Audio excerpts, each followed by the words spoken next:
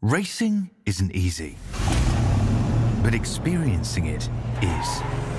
iRacing puts you in the driver's seat with the industry's leading sim racing game. Drive on laser scan replicas of the greatest racing circuits from around the world. Go head-to-head against other drivers chosen by skill-based matchmaking to ensure competitive racing at every level. Compete across all your favorite series. In officially licensed cars, engineered to deliver the most accurate driving experience possible.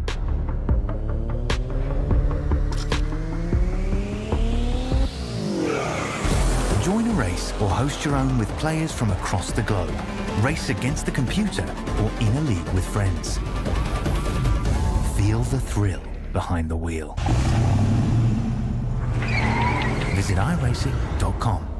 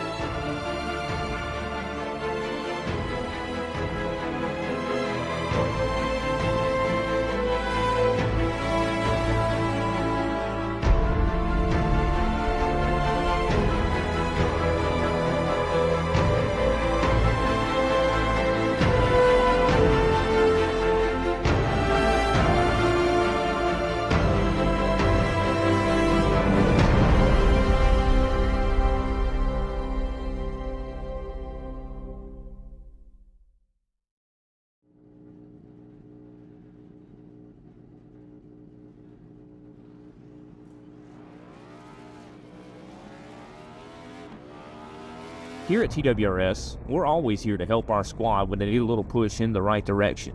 That's just who we are. We're a beautifully diverse group of goofballs dedicated to driving fake race cars as fast as possible. And we continue to push each other to the front using the power of nonsense. We have one of the strongest NASCAR programs on the service, and you can access it all for $24.99 a month. And we just released individual subscriptions for $14.99 a month for each NASCAR vehicle. We also just added a Rallycross program, and our IndyCar program is taking off as well. So come join the weird side. We have speed and cookies. Cookies are not included in some locations.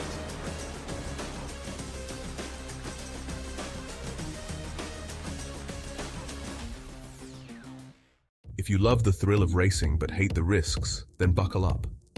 Everything Simulated is here to merge adrenaline with absolute safety. In a world where technology meets adrenaline, Everything Simulated is revolutionizing driver training with state-of-the-art simulators. From truck training to the thrill of motorsports, our simulators offer the most realistic experiences across all automotive applications. Gone are the days of endless bookwork and basic drills. Now it's all about hands-on, pulse-pounding action that prepares you for the real deal. Whether you're maneuvering a heavy mining vehicle or racing a high-speed car, our simulators, equipped with cutting-edge technology from leaders like SimRigs and TrackRacer, bring every nuance of the drive to life. And talk about making a mark. We're not just building simulators, we're fostering talent. From grassroots motorsports to professional series like the Aussie Outlaw GT3, sponsored by us, Everything Simulated is fueling dreams and careers. Ready to feel the excitement of the racetrack under your fingertips? Connect with us, and let's build your next simulator adventure together. Remember, we support those who support us. Join the Everything Simulated family, and let's race towards the future.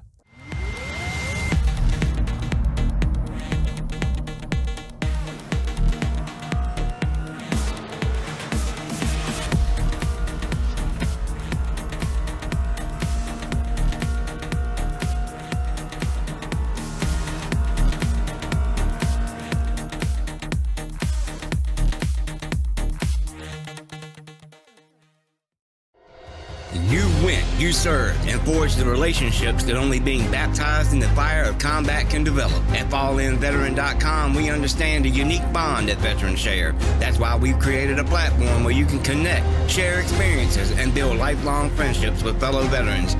Signing up is easy. Simply visit www.fall-in-veteran.com and create your profile. Customize it to reflect your military service, interests, and hobbies. FallInVeteran.com is more than just an online community. It's a support network where you can find resources, advice, and encouragement from those who understand what you've been through. Whether you're looking for camaraderie, mentorship, or simply a place to share your stories, FallInVeteran.com has it all. Join thousands of veterans who have already found their tribe and start connecting today. FallInVeteran.com. Come join us and experience the power of community. Sign up now at www.fall-in-veteran.com.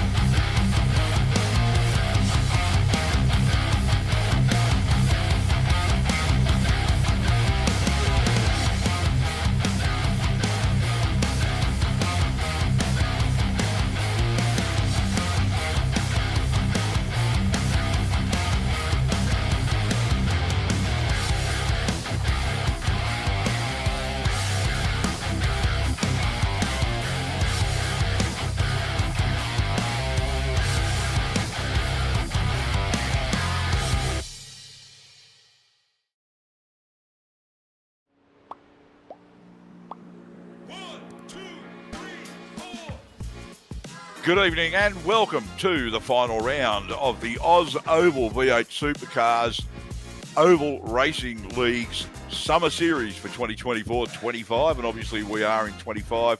Round 6 And if that little bit of information there on the screen didn't tell you where we are at Daytona International Speedway. And the final round, roll of the dice, that's it. There is no guaranteed spots anywhere, I think, in the top three.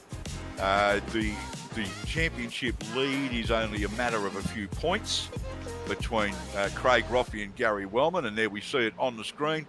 I think that's 11 points difference.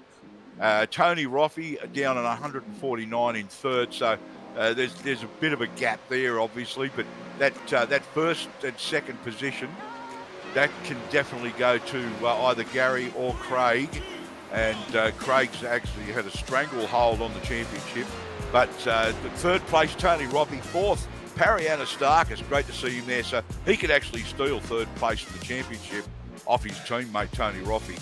Michael Ladder in fifth on 130. And Peter Matson in sixth place. Great to see Pete up that far in the championship, 123 points.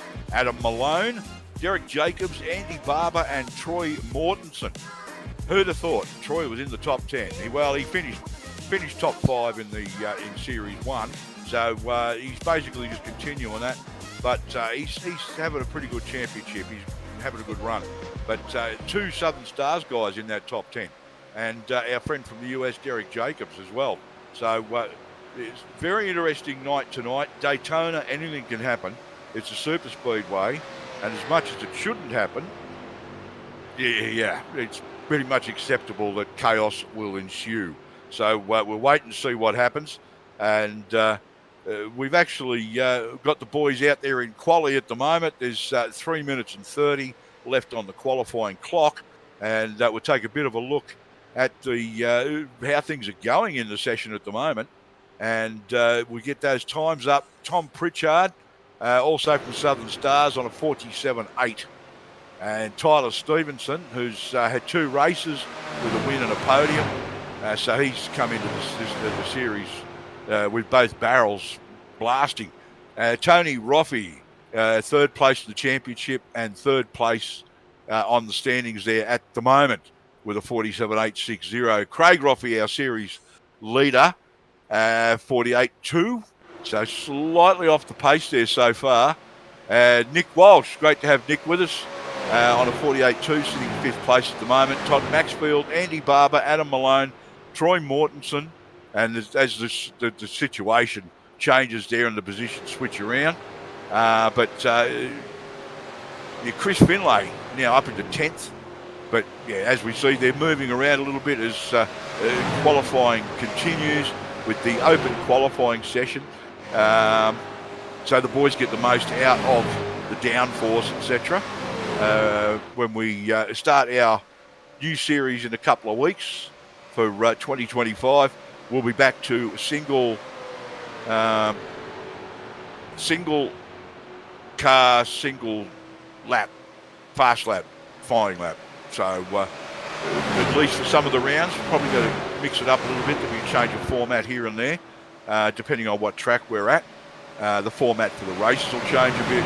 Format for qualifying will change a little bit, but more information on that later on as we see the boys making the most of it out there at the moment with a bit over a minute and a half left on the clock.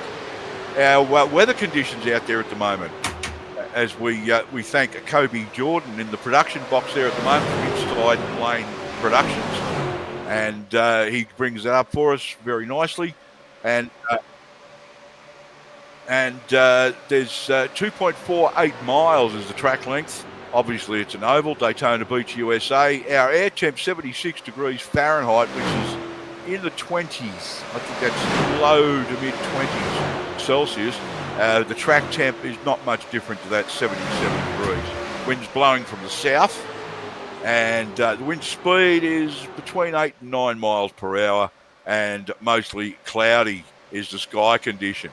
And we have a special guest in the booth with us tonight. And the dulcet tones of the Murray Walker of sim racing commentary, Mr. Carl. How are you, mate? Hey Steve, how's it going?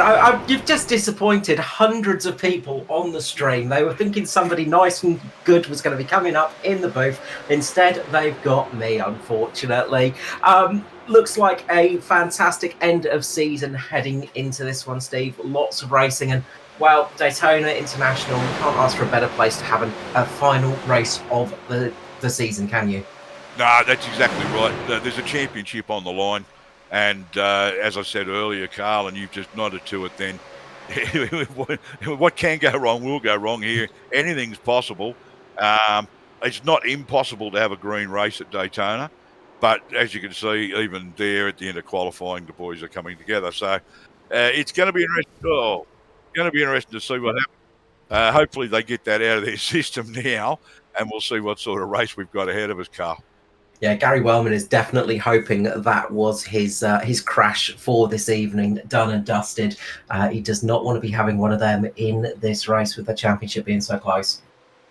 Yeah, so as you can hear, Carl Wilkinson with you in the birds with us, Kobe Jordan on production buttons, and of course my name's Steve Hoppett. I'm here every week, so you're already bored with my voice, so you get to listen to Carl interjecting there tonight and having a few things to say and helping us out. And so we break things up a little bit, so that'll be great. You don't have to hear me go off like a madman and a babbling idiot. Oh, well, that ruins part of the show, Steve. I mean, that's what everybody tunes in for, isn't it? Well, a little bit like my live streams. You know, let's watch his live stream so we see him abusing somebody. So yeah, a little bit the same, but yeah, should be a great race. And 75 minutes, folks. That's the format for the night series here and our summer series. 75 minutes, and we take a look at the race format as we wrap things up and go into warm up. Obviously, as I said, 2.5 miles, 4.02 kilometres, 75 minutes. The pit speed limit, 55 miles per hour, 89 kilometres per hour. They get 70% of fuel and 3 sets of tyres over the wall. With the starter set, and it's a fixed setup, and not that they're going to need those tyres, as we both know, Carl. You can easily get through a 75-minute race here on one set of tyres. Yeah, absolutely. It's definitely not something that's going to be that useful. You might find right at the end of the race, if it's getting towards the real pointy end, they might just swap to some fresh tyres just to give that little bit of extra stickiness just for that final run to the line. If we get a green-white checker or something like that, you can sometimes find that little bit of extra grip can be tiny bit useful, but generally at Daytona or a super speedway, it's not a place where you're going to be changing tyres often. Well, that's exactly right, and depending on how hard some of the other guys around you push them, whether they change their tyres, and for those closing laps, if you're running at the front and there's a caution, it's always tempting to throw a fresh set of rubber on with 10, 20 laps or whatever to go. It's just that little bit of an edge out of a fresh set of rubber. It's a little bit more speed, especially in the draft, and it could be beneficial. So we'll see what the boys do here tonight as they're still taking advantage of the fact that they can wreck the cars, as we are being given a very, very good illustration of that happening out there with Derek Jacobs. Yeah, it's a beautiful barrel roll there, absolutely. I think the judges will give it a 10 out of 10 there. That was perfect form. He stuck the landing as well. Really good bit of acrobatics out there at the moment. But as you say, Steve, it's going to be important to be in the right place at the right time for this one, but also making sure you don't get caught up in any of those incidents. Well, the trouble with the timed races, they do tend to play a little bit of havoc with some of the strategies, because normally some of these guys they've got a strategy where they wait until the last 15, 20 laps or so. They've got to do that on a time basis here in this series because it's a timed race. There's no green-white checker, so they don't have an opportunity to line up for that and use that to their advantage. They've got to look at it and go, oh, geez, we're going to 5 minutes to go, 10 minutes to go. So their strategy suddenly changes from, okay, we're inside the last 20 now, it's time to make my move. They've got to do it on a time basis. And it can make a bit of a difference as to how the guys handle it. Yeah, absolutely. And of course, you've got to work out that fuel as well. You don't want to be finding yourself half a minute short on fuel, it's very easy to make that mistake. It's easy to work out fuel on a lap by lap basis, but sometimes with timing, especially on an oval, it can easily catch you out, and you find yourself running a little bit short, coughing towards the line. And on a super speedway, that is the difference between first and sometimes 15th place. You know, it is a huge amount of time you can lose with a single cough of the engine. Yep, and before we actually go to grid up, we've got just enough time. We're going to go to an ad break and on to some sponsors. And I believe we have something new and exciting in amongst the sponsor adverts there tonight. So we'll be back shortly, and at Daytona, where it all comes down to the wire. Racing isn't easy, but experiencing it is. iRacing puts you in the driver's seat with the industry's leading sim racing game. Drive on laser scan replicas of the greatest racing circuits from around the world. Go head-to-head against other drivers chosen by skill-based matchmaking to ensure competitive racing at every level. Compete across all your favorite series. In officially licensed cars, engineered to deliver the most accurate driving experience possible.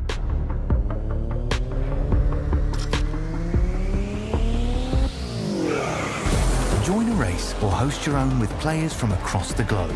Race against the computer or in a league with friends. Feel the thrill behind the wheel. Visit iRacing.com.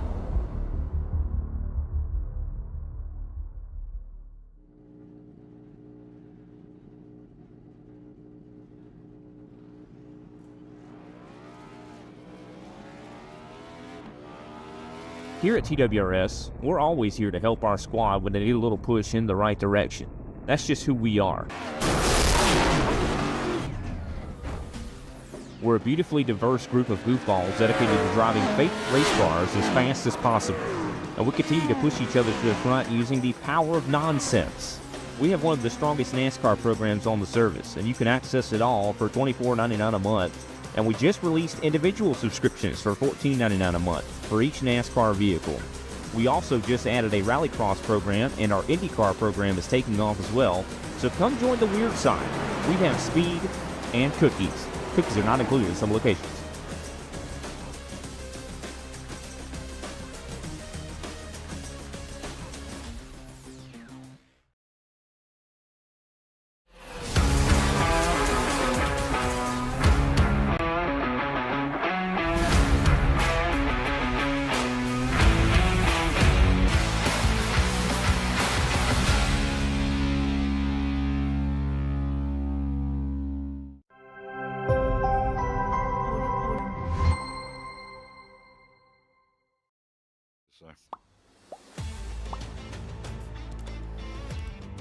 And after that ad break, we are back live here at Daytona, and the cars are starting to form up here on the grid. Let's go through the starting order for tonight's race. It's Craig Roffey taking pole position on the front row with Derek Jacobs on his outside. Row 2, we see Mark Smith and Tom Pritchard lining up next to each other. On row number 3 is Taylor Stevenson with Tony Roffey.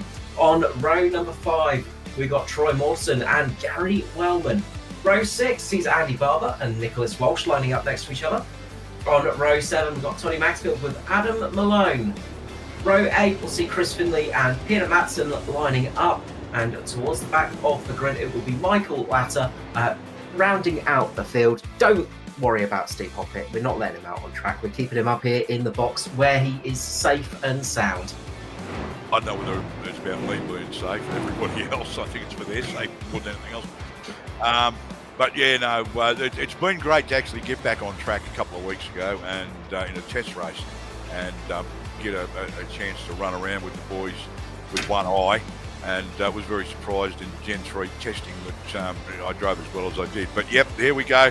And view from the rear of the pace truck with the man himself, Craig Roffey, leader of the championship, 030 car. He's going to have control of the field when that pace car pulls off. And he's actually got Derek Jacobs on his outside. So that's going to be interesting to see what sort of start they can get. Absolutely, and Derek Jacobs going to be hoping for a good night tonight, of course. Always cheering on our American contingent. We've got Derek Jacobs and Taylor Stevenson in the field tonight, representing the United States. So a little bit of international flavour is always nice here at Daytona. Yep, no, it's always great. We've got Tyler Stevenson out there as well. So we've got a couple of Americans in the field. There's Tyler in the BWT Mustang, and Derek Jacobs, of course, in that number 27 Inside Lane Productions Mustang. So going to be very interesting to see what's going on. In behind Derek there for the start is one of the Southern Stars boys. Now, they're running identical liveries tonight, so didn't catch which one it was. I think it's Tom Pritchard. And Tony Roffey to the outside. Now, yeah, that's a little bit of an issue. They're not allowed to pass before the line, but yeah, I don't know whether our admins will actually smile on that or not and let it go. But we'll see how we go after the race. Not really our problem right now. And Craig Roffey leading this one away, and Mark Smith in that Perkins Castrol livery, certainly giving him a hard time at the moment. And right in behind Craig Roffey with Tyler Stevenson in behind him on the outside is Derek Jacobs, followed by Tony Roffey. Yeah, a little bit of a messy start there.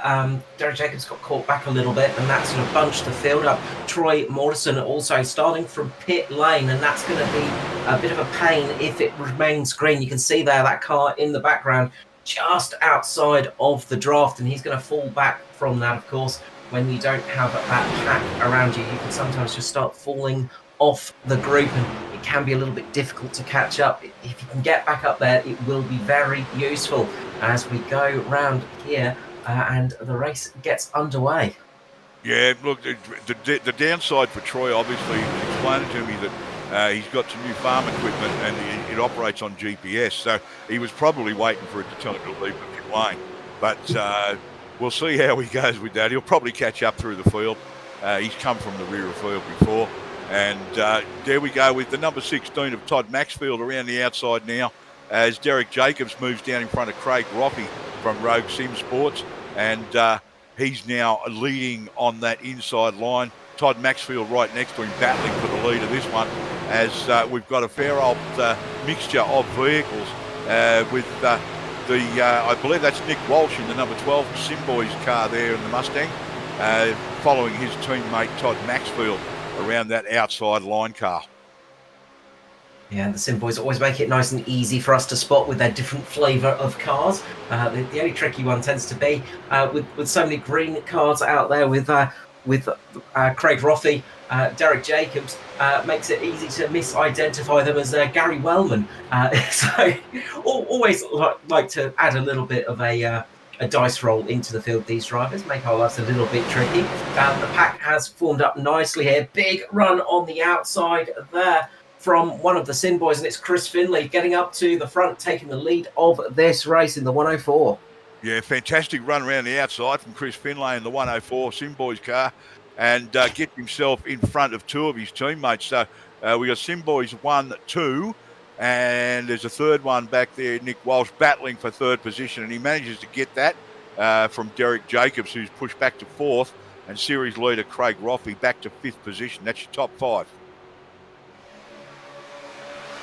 Sure, the drivers will want to try and get themselves up in the lead, get themselves at least one lap led for the sake of leading a lap. Always nice to have that one in the book. But they are battling pretty hard at the moment. Leading from the front, not always the best place on a super speedway, because you do tend to use that little bit more fuel, as Craig Roffey gets a massive run there on the outside, gets up into the lead of the race, shoots himself out front, and you can see the launch he had there, an extra almost 10 kilometers per hour there, just absolutely flew past the field.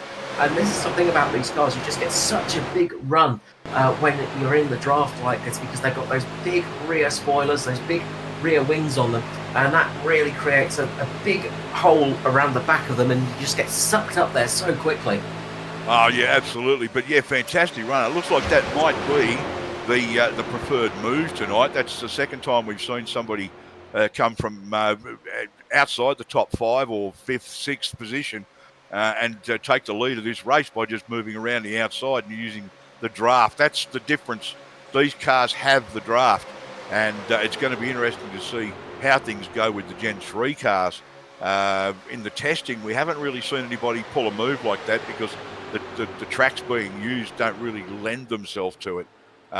There was some testing done at Talladega after our first test and tune, and there was plenty of drafting going on the inside line, but how it goes on the outside, we don't know. But that was a big move. But now we see Chris Finlay and Derek Jacobs losing out a little bit there on that outside. They're not, just the two of them on the outside don't really get a chance to take advantage of the draft off the cars in front. Derek now moves down to the inside line. Chris Finlay gets hung out to dry on that outside all on his lonesome. He's still got plenty of pace out there, and Derek Jacobs moves in front of him as Nicholas Walsh now leading in this.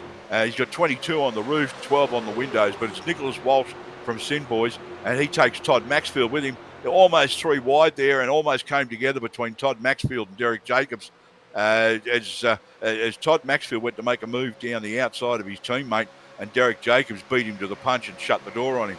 As a little bit of a tap there from Maxfield on the back of the 27 car for Derek Jacobs, and if anything, that probably gave Derek a bit of a boost and pushed him a little bit further ahead. So that sort of might have backfired a little bit as Derek Jacobs leads this one from two Sim Boys cars.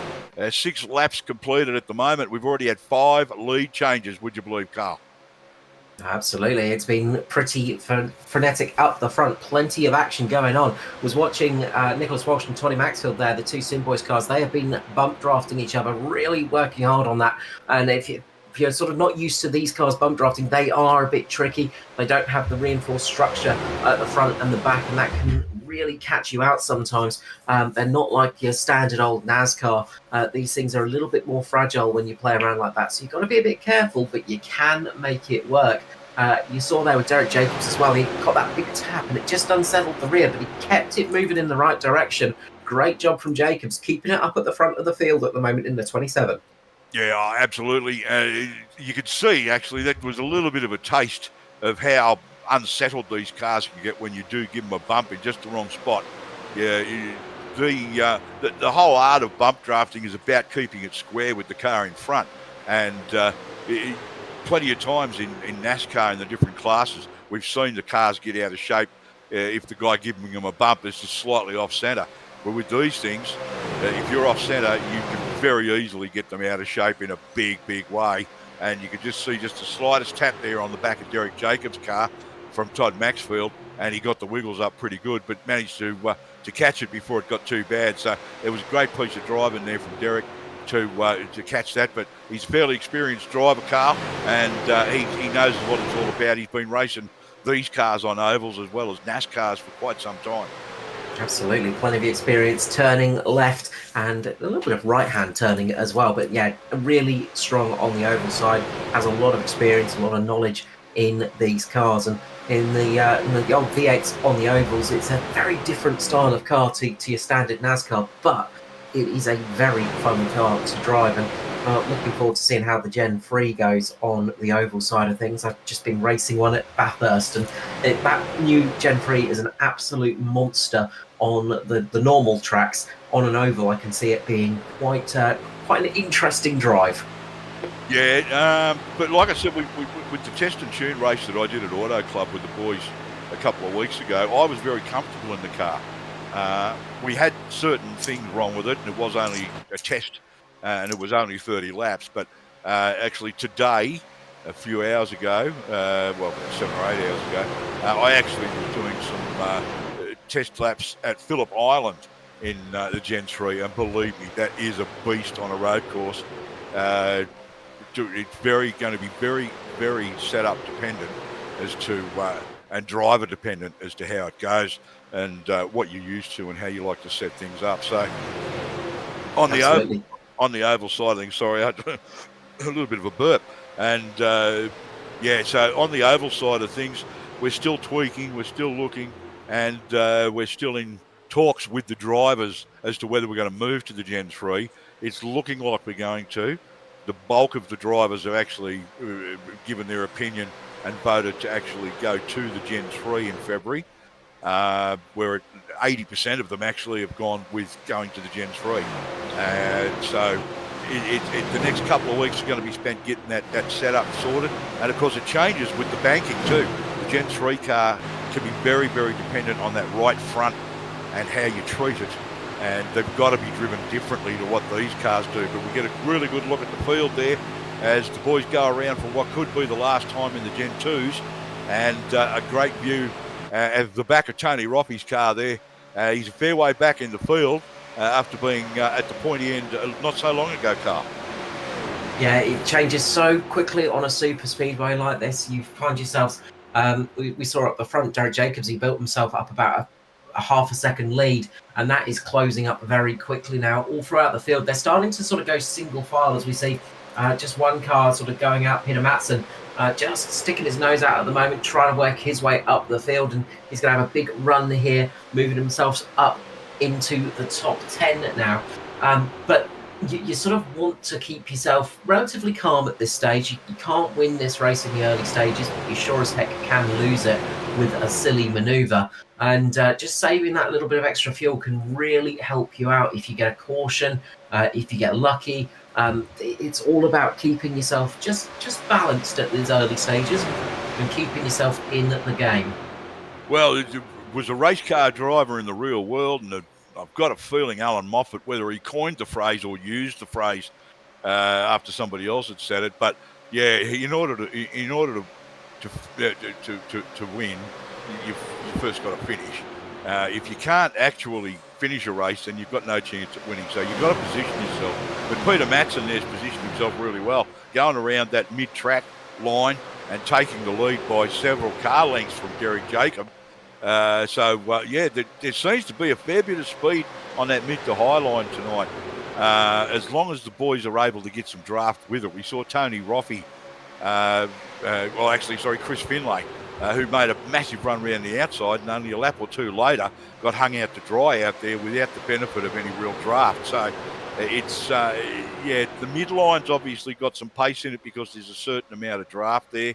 But it's going to be interesting to see how they go. We've still got just over an hour of racing to go, and there's a long way left in this one as Madsen again drops back a little bit. So you can see it's very, very on and off again as far as the midline and the high line, depending on where you are on the track here, Carl. It seems to be very dependent on how close you get to those other vehicles and what part of the track you're in, because some parts of this, they're just dropping back 2 or 3 car spaces, car lengths, and others, they're shooting forward like they've been shot out of a cannon. Yeah, if you can get that draft absolutely timed right, you can really shoot yourself forward. But once you start getting that wind hitting the front of the car, it's like driving into a brick wall. It slows the car down so quickly, and you just fall back if you don't get any help from the cars behind, braking the air behind you. Of course, when there's a car following you nice and close behind, it helps reduce the drag off the rear wing, and that gives you that little bit of extra speed too. So when you don't have any help from a car in front or a car behind, you really do fall back quite quickly, and it's very easy to find yourself in an unenviable position, falling down the pack order very, very quickly. As we see, Derek Jacobs once again get himself up into the lead. Peter Madsen having a good run up there. He's got Stevenson right behind him. They're working well with each other at the moment. Really nice job working together. Oh, a little bit of a bad bump there from Stevenson. Just gives the rear of Madsen a bit of a wiggle. He keeps it pointing in the right direction, but you've got to be careful of that. You don't want to be bumping in the corners, because that is when disaster will strike. You can make it work on the straights, but when you're getting into the corners, especially on the tri-oval section here at Daytona, it's very easy to lose the rear. The rear gets light, just lifts up, and all of a sudden you find yourself pointing in the wrong direction with a pack of cars heading towards you at over 280 kilometers per hour. And through the corners, unfortunately, it's a temptation for the drivers. They get the car lined up on the vehicle in front, and because a little bit more of a touch there from Todd Maxfield in the back of Derek Jacobs, and he's trying to push Derek ahead, but obviously he's just not quite able to get it lined up properly. And even just a little bit off centre, you can see the 2 cars unsettled there. And that's exactly what happened with Tyler Stevenson on the back of Peter Madsen. and pushed him through the corner. And when as soon as he came together with him, it's very, very difficult to line the car up square going through the turn. And there's two rules. You don't push the pusher and don't bump draft through the turns.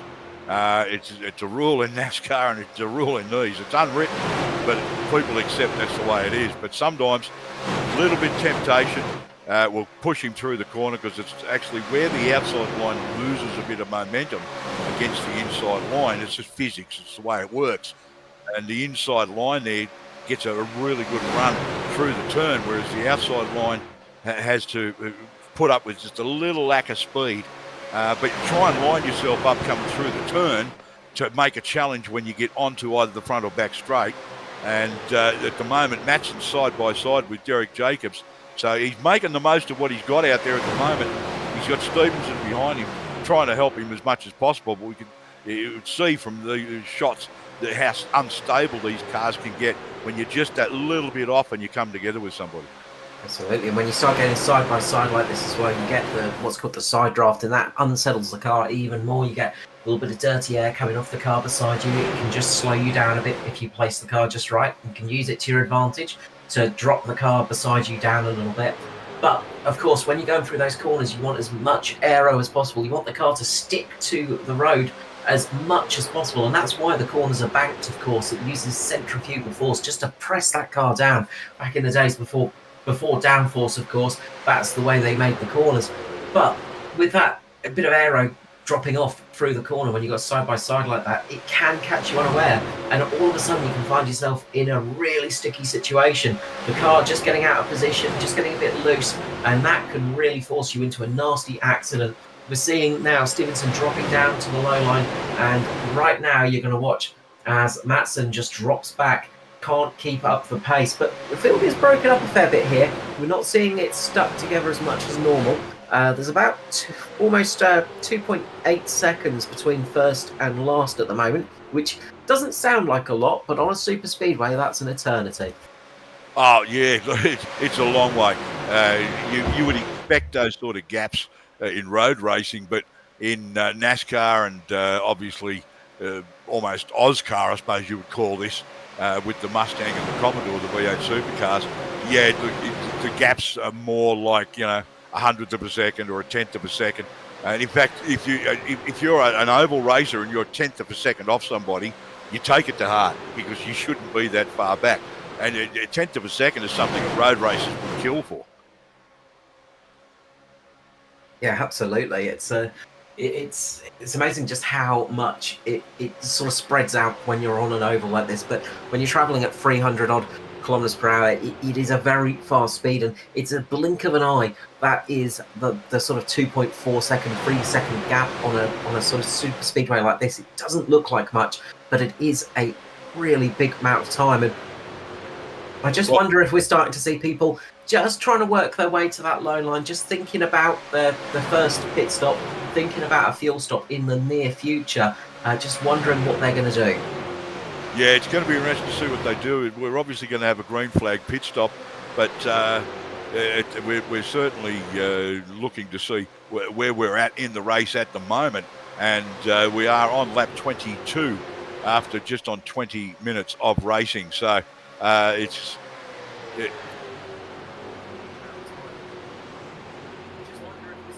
as the battle continues here up the front. Yeah, sorry, I'm just having a bit of a technical issue on my end here at the moment, Carl. So we're just going to have a look and see what we've got there. That's right. You'll have to get the big hammer out, Steve, and give it a bit of a smack, and that should fix it all up, hopefully. Yeah, I gave it a kick, and it's all good now. So I was getting two lots of audio come through, and it made it a little bit difficult to concentrate on what I was doing. But look, fantastic stuff out there at the moment as Matson continues to fight on the outside. And we'll see what happens. Stevenson, yeah, they are spreading out a bit. I mean, Matson now down on the inside.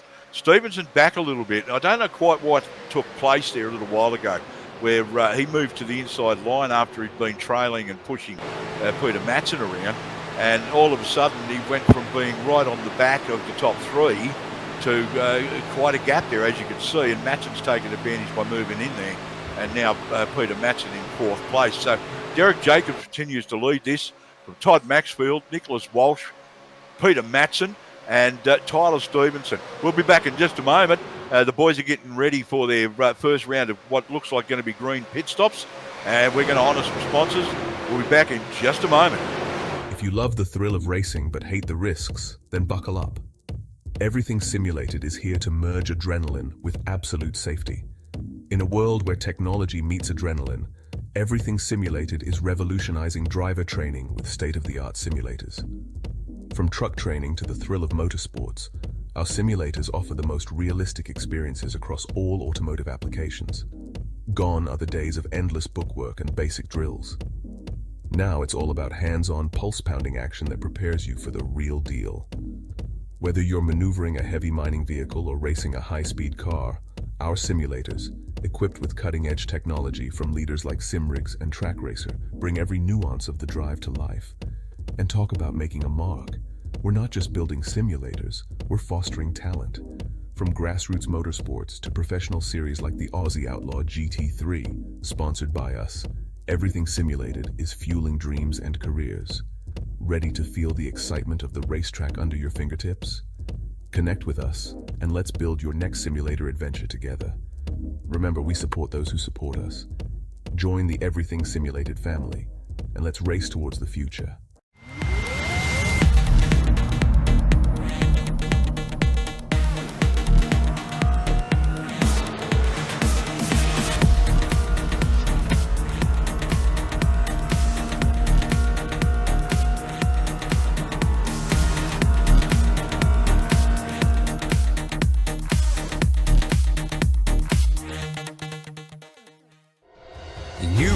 You served and forged the relationships that only being baptized in the fire of combat can develop. At FallInVeteran.com, we understand the unique bond that veterans share. That's why we've created a platform where you can connect, share experiences, and build lifelong friendships with fellow veterans. Signing up is easy. Simply visit www.fall-in-veteran.com and create your profile. Customize it to reflect your military service, interests, and hobbies. FallInVeteran.com is more than just an online community. It's a support network where you can find resources, advice, and encouragement from those who understand what you've been through. Whether you're looking for camaraderie, mentorship, or simply a place to share your stories, FallInVeteran.com has it all. Join thousands of veterans who have already found their tribe and start connecting today. FallInVeteran.com. Come join us and experience the power of community. Sign up now at www.fall-in-veteran.com. Welcome back to Daytona International Speedway for the Oz Oval Summer Series 24-25. This is the final round, round 6 of 6. And we are brought to you by Inside Lane Productions on the broadcast streaming exclusively through Quasi Esports YouTube and sponsored by Everything Simulated. And we are proud to actually announce that we have a new sponsor on board for our next series starting in February. And we are pleased to have the involvement of Doogie. And Doogie make smartphones, smart tablets, and rugged phones and tablets for all you outdoorsmen and adventurers, bushwalkers, whatever. So maybe if you actually took your devices with you, you wouldn't get lost in the bush. We're about to see some pit stops, Steve. Yep. And very close there from Maxfield and Jacobs. And the boys just about to come in now for the first round of green pit stops. Derek Jacobs is in, and he's getting in early. It looks like the rest of the field are content to go around again. And there's Jacobs coming into the pits, relinquishing the lead of this one. I say we'll see a lot more cars pitting next lap. Derek Jacobs, leading the race for so long, has left him in the unenviable position of having to come in first, and all on his lonesome, unfortunately. That is never a fun position to be in, and that can really cost you, as everybody's going to be using that slipstream to their advantage now and running as fast as possible. If you can get in and out of the lane as quick as possible, that can sometimes help. Sometimes coming in on your lonesome as well can be useful because you don't have anybody to crash into. So keep an eye out for the rest of the cars now, as we're about to see a lot more coming onto the lane. and this can often cause problems if we get all the cars coming in at once. You can sometimes see a big accident. They go around one more time here. Yeah, no, Todd Maxfield's still leading the field around, and nobody else has opted to go in. I think that may have taken Derek Jacobs by surprise. I doubt very much he expected to be the only one to pit there. He felt he needed to go in, and obviously thought maybe other people were going, but he's now going to rejoin this all on his lonesome. That is And a lap down as well. And he's going to be a lap down, which is not going to make it a whole lot of fun. We'll see how it goes while the others are pitting. If he can position himself just right, he may end up going very close to pulling that lap back. But Todd Maxfield leads this from Nick Walsh, and he's got Peter Matson in third behind him. But they are spread out as we start to see the field come in now. The front 4 cars, 5 cars, 6, 7 cars coming in now. The rest of the field continues on. So we've got about 7 cars scattered from throughout the field now pitting, including our top 3 or 4. Derek Jacobs back out on track. So it's going to be interesting to see what happens here as Derek Jacobs comes back around after his green flag pit stop. Tony Roffey just getting it in there. I wonder if he got it slowed down in time. It was very, very close to being a penalty there for him. But it gets very, very tight there when you start pitting in. And the pit road, it's a very wide pit road for a racetrack. But when you've got 4 or 5, 6 cars coming in at once, it gets very narrow very quickly indeed. Tyler Stevens leading the race at the moment. He's coming into the lane now. Gets the car slowed down. But one of the big problems of getting the car slowed down as well on a track like this is you're not using the brakes at all for the whole circuit. So when you come into the lane, very easy to lock up. You've got cold brakes, and it is very easy to make a mistake coming into the lane with that. We see a lot of drivers getting caught out with that one. Yeah, absolutely. It's something that happens NASCAR and with the V8s on the ovals. People think that because they're travelling so fast, it's not an issue. But because we are on an oval, we don't use the brakes like we would on a road course where they get a good workout. Here, you can go 22, 25, 30 laps without touching the brake pedal. So, of course, they haven't been used. The temperatures have dropped. They've got cold air flowing over them to cool them down. And, of course, you come flying in there at 280 kilometres an hour. It can be very difficult to pull it up. You see the boys manage to get that done there. But quite often people look at it and go, how did he manage to do that? When somebody locks up and maybe even loses the rear and goes sideways, it's very easy to do when they've got cold brakes and you suddenly realise you've got to drop about another 180 kilometres an hour or miles an hour out of the speed that you're doing coming into the pits, or you're going to end up coming back in again on a black flag. Yeah, it's an easy mistake to make, and I'm pretty sure everybody that's raced on an oval has made that mistake at least once in their lives, unfortunately. It is a common issue, you've got to say. So it looks like Todd Maxfield is going to be leading once they get through, depending on how quickly these guys get out of the lane. Maxfield is just coming past pit entry now, travelling at 285 kilometers per hour. Drivers exiting the lane now, and they're going to need to get up to speed. And Adam Malone picks up a couple of spots there coming out of the pitch with a great entry and exit as the field now past them. So that's actually, I believe, going to put them a lap down possibly, because that's your leader right there, Todd Maxfield, and he's got Mark Smith and Craig Roffey in behind him, Peter Matson in fourth, and Tony Roffey rounding out the top 5, Carl. Yeah, they just for position, that one, Steve. So they just made it on there. So you lose about a lap in pit lane, and they got back out there, and they've managed to get back out on track and rejoin themselves all together. Looks like everybody is in a decent position, and everybody's on the lead lap still. Although Michael Latta has dropped off the pack, so he's going to want to try and close back up to this one. He's a little bit out on his lonesome at the moment in 15th position, about 4 seconds off the pack.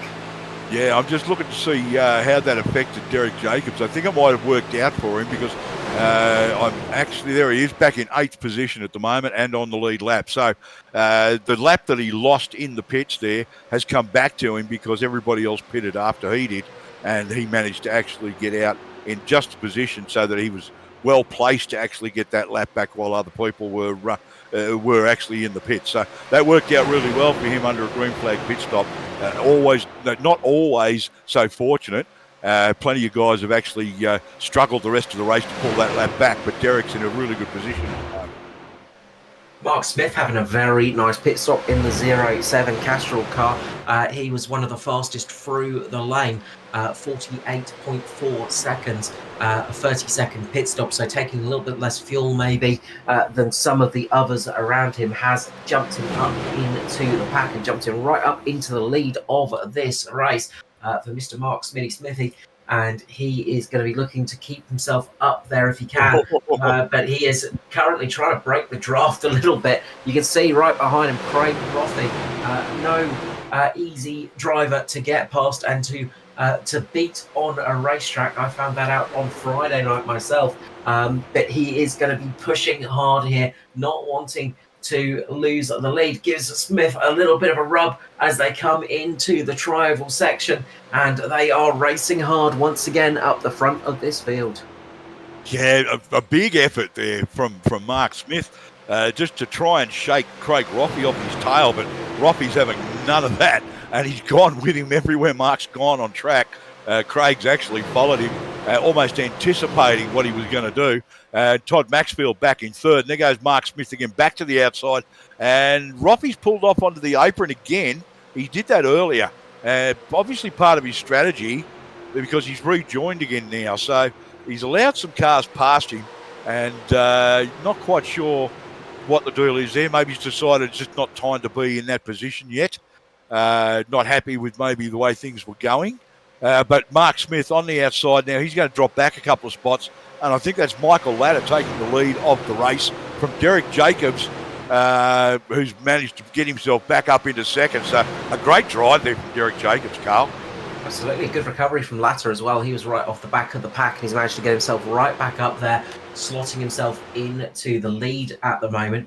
So a good work up through the field, and good job from Derek Jacobs as well. He absolutely nailed his pit stop, got himself back out in a good position.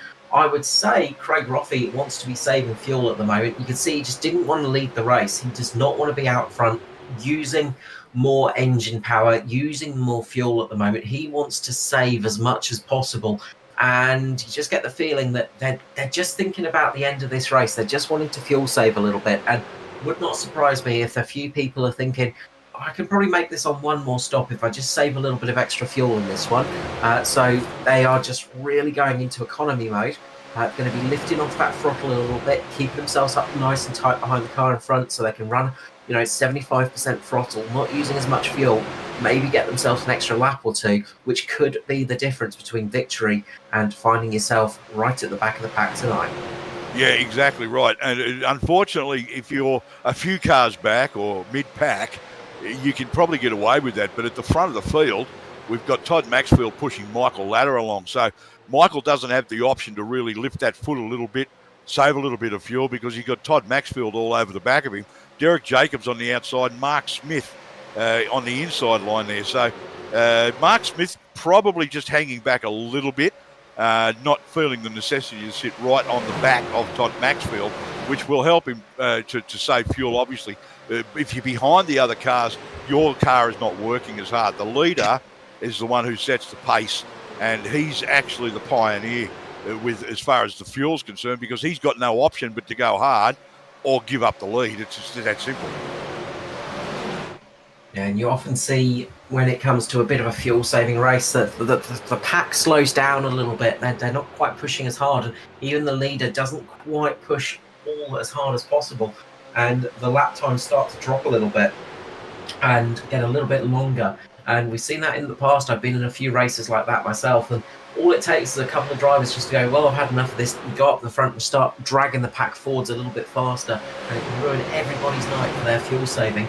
But it makes for a much more exciting race, at least. Well, since coming back from some health issues, the last few races, we've actually seen Peter Matson really knuckle down and get right in there. And he's led the race at times, big chunks of it, in a couple of the past rounds, getting that Orbic machine towards the front, which he did earlier on. So he's definitely got that humming along. and sitting back there in 5th position at the moment, Peter Matson. So he's got that Orbic livery on the car this week, and certainly doing what he has to do just to keep it at the pointy end where it matters. With 40 minutes left on the race clock, we've got Todd Maxfield now. Oh, he's getting tempted to make a move on Michael Ladder from Full Bore Racing, but Michael Ladder's not relinquishing this at all, so he's obviously not worried too much about fuel saving. I mean, he's at the front. He wants to hold on to that lead. And Todd Maxfield quite happy to go with him. And Derek Jacobs in behind. So we got a fantastic fight going on here. And so far, some great, clean green flag racing. And with that 40 minutes left on the race clock, as we see Todd Maxfield, a little bit of a bump as he gets right up on the rear bar of Michael Ladder's Mustang. There will be at least one more stop. If we stay green, I see the boys maybe getting away with one stop. Maybe they might have to do a splash and dash in the closing stages, but we'll have to wait and see. As Matson gets it back around to the outside and challenges for the lead of that, Tyler Stevenson in a very unfamiliar spot at the moment at the rear of field. Hey, just get the feeling Stevenson's just going into a bit of an economy mode, just running there, just not running too hard, although he's sort of keeping in a perfect position at the moment just to keep himself in fuel saving mode. Peter Matson, meanwhile, as we're saying, he does not care about the fuel saving at the moment. He's just going for it and having a fun race. And look, that's the way I tend to go. It might not always be the most successful way of doing it, but it makes it far more interesting. And we are seeing big hit from the back there. Matson with Todd Maxfield. He keeps it pointing in the right direction. And that's what we were talking about before, Steve. You do not want to go bumping as you head into those corners. No, absolutely not. And Maxfield, a big bump there. So Maxfield on Matson. Whether Peter Matson actually lifted a little bit, I don't know, but it seemed to be a sudden shooting forward from Todd Maxfield, almost as though he hit the nitrous button. So not quite sure whether that was just draft or whether Matson maybe lifted his foot just a touch going into the turn. It's possible he did that, but not quite sure why. And there we go with another bump, a little bit of a wiggle. These cars get upset so easily, Carl.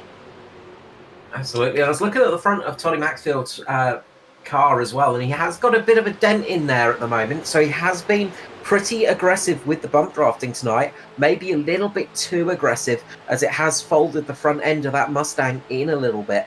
And that can be detrimental to the car because that can affect cooling. And when you're bump drafting like this, you've got to be careful. It's another thing that can catch you out is the car overheating. All of a sudden, you're driving along, pushing the car in front of you, and then you just hear a big pop, and the engine is gone. Yeah, look, it's something we probably don't talk about enough, and that is how hot these cars get. Now, it's all very well and good for people watching that don't understand the logistics of it and the physics of it and the mechanicals of it. It looks great, and they go, oh, yeah, look, yeah, he's up there, he's pushing him. But the whole time Maxfield's doing that, he's not getting any airflow in the front of the car. As you just said, that damage is going to make it even worse. It will affect it somehow, and that's what you're probably seeing Todd moving left and right, just trying to get some air into the car as Matson goes into the pits, gives up the lead of this one with 37 minutes to go on the clock. Early stop there from Peter Matson. That is a very early stop indeed. So not sure if this is a needed stop or if it's a bit of a issue for Matson, because that's much earlier than expected. Derek Jacobs is on 16 laps at the moment, and he's been up there at the front of this race as well. So a very early stop from Peter Matson, and interested to see how that one goes. He's only chucked about 16 seconds of fuel in there, so not a long stop, but obviously got a bit of an idea about something, trying something a bit different and seeing what can happen in this race. We'll see how this strategy shakes out, because he is going to be all on his lonesome now for a fair few laps until the rest of the field decide they need to pull it in. Well, he might figure he's going to need to stop before the end anyway, so a bit of a splash and dash now. He may be hoping that that'll benefit him later when he can be a bit more strategic about it, and he's possibly even gambling on there being a caution towards the end of this race. But what he's done is position himself almost right in front of the pack as Derek Jacobs and Todd Maxfield come around there, and another bump from Maxfield on the back of Jacobs. But I think it was actually supposed to be in the centre of Jacobs' rear bar, and Derek just moved up the track a little bit just as Todd was about to give him a push. So it looked probably worse than it really needed to be or was. Michael Latta sitting back in third, and Mark Smith in that fan favourite Castrol livery of Larry Perkins there, as we see that these two are pushing their way towards Peter Matson. So Matto's been in this position before and managed to stay in front until others start to pit. But yeah, it was a strange, either way, no matter regardless of his reason, it's only been 20 laps, and he went in on 45, and it was around about 25, 28 when they went in last time. So he's only done about 18 to 20 laps on that tank. So I doubt very much that he needed the fuel. It's obviously a strategic idea. He's setting, I think everybody else is in fuel saving and he's just gunning for it. He's just set a 49.3 fastest lap of at the moment of the field. He's a good almost about half a second faster than the pack at the moment. So he is stretching that advantage a little bit. And importantly, he didn't fall down a lap. So he stayed on the lead lap. So if we do get a caution, he's not going to need to worry about a lucky dog or anything like that. He is on the lead lap, crucially. So if the rest of the field need to come in for a long pit stop, he could find himself back up the front of this race. But I can't see him making it to the end. But if he makes 2 short pit stops and everybody else needs to make 2 longer pit stops, it might just work out. But we'll have to see how this one shakes out, because it is a bit of an odd strategy from our position at the moment. Of course, the issue as well is he's running out there on his own. He's going to be using more fuel than pretty much anybody other than Derek Jacobs. So that's not going to help his fuel mileage as well. So he's going to need to make a longer stop because he's going to need more fuel because simply he's just going to be using more of it. So it'll be interesting to find out how this one shakes out, Steve. And Tony Roffey off onto the apron now. Whether he's actually looking at pitting, I'm not sure, but he may also just rejoin. Oh, yes. Almost coming together with Nicholas Walsh there. So, yeah, he's doing what Roffey was doing, and they're teammates. So, obviously, there's a bit of chit-chat going on there over the team radio, and they're obviously talking strategies and allowing cars to pass, save some fuel, try and back that off a little bit to avoid the extra stop that Matson's just made, obviously. I've got to admire Matson's philosophy to racing. I do the same thing. Go hard or go home. Don't worry about the strategy. It'll take care of itself if you win. If you don't, well, I mean, that's the thing. If that works for him, he's a genius. So, yeah. We just saw last lap actually, Todd Maxfield throwing the dummy from pit lane. So they're starting to play a little bit of mind games here as well. So the drivers are starting to play with each other, starting to use all the tricks in the book. And they're just starting to sort of work out what they need to do to make it to the end of this race. And at the moment, they're going to need to make at least one more stop. Well, at least 2 more stops, actually, I think, for this race. But it's going to be tight. So they might be able to make it on a single stop, but it's going to be a little bit tighter than they like it. Just if they can get a few more laps out of the bag, they might be okay. So plenty to play for here tonight. And they are going to be playing the mind games as well. And you can see up the front, Nicholas Walsh now taking the lead. Toddy Maxfield moving up there too. Derek Jacobs not wanting to give up that position too easily, just being forced down onto the yellow line at the moment. And they are still racing each other as hard as ever up the front. Well, we've passed the 50 lap mark now, Carl, and we've had 21 positional change or lead changes. Obviously, a lot more position changes throughout the field, but the lead changes, we've had 21. And as you said, Nicholas Walsh now at the front.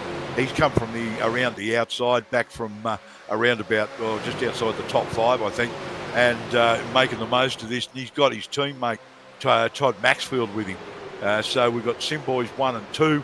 Derek Jacobs having a hell of a run tonight, and still got himself in third position there with Michael Latta in behind him. And I think that's Mark Smith rounding out the top 5. We'll be back in just a moment. We're going to take a quick break and on to some sponsors.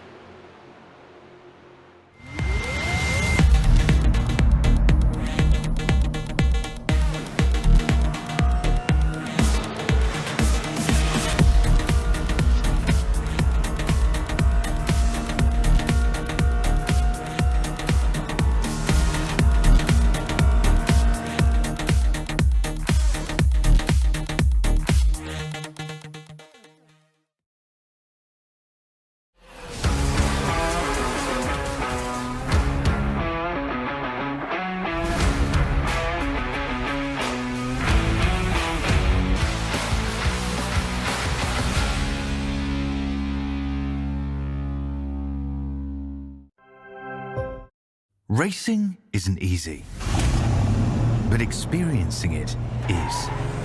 iRacing puts you in the driver's seat with the industry's leading sim racing game. Drive on laser scan replicas of the greatest racing circuits from around the world. Go head to head against other drivers chosen by skill-based matchmaking to ensure competitive racing at every level.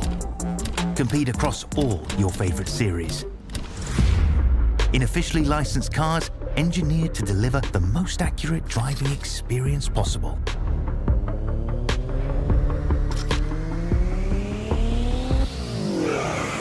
Join a race or host your own with players from across the globe. Race against the computer or in a league with friends. Feel the thrill behind the wheel.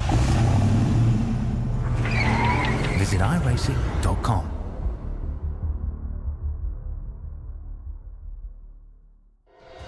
You went, you served, and forged the relationships that only being baptized in the fire of combat can develop. At FallInVeteran.com, we understand the unique bond that veterans share. That's why we've created a platform where you can connect, share experiences, and build lifelong friendships with fellow veterans.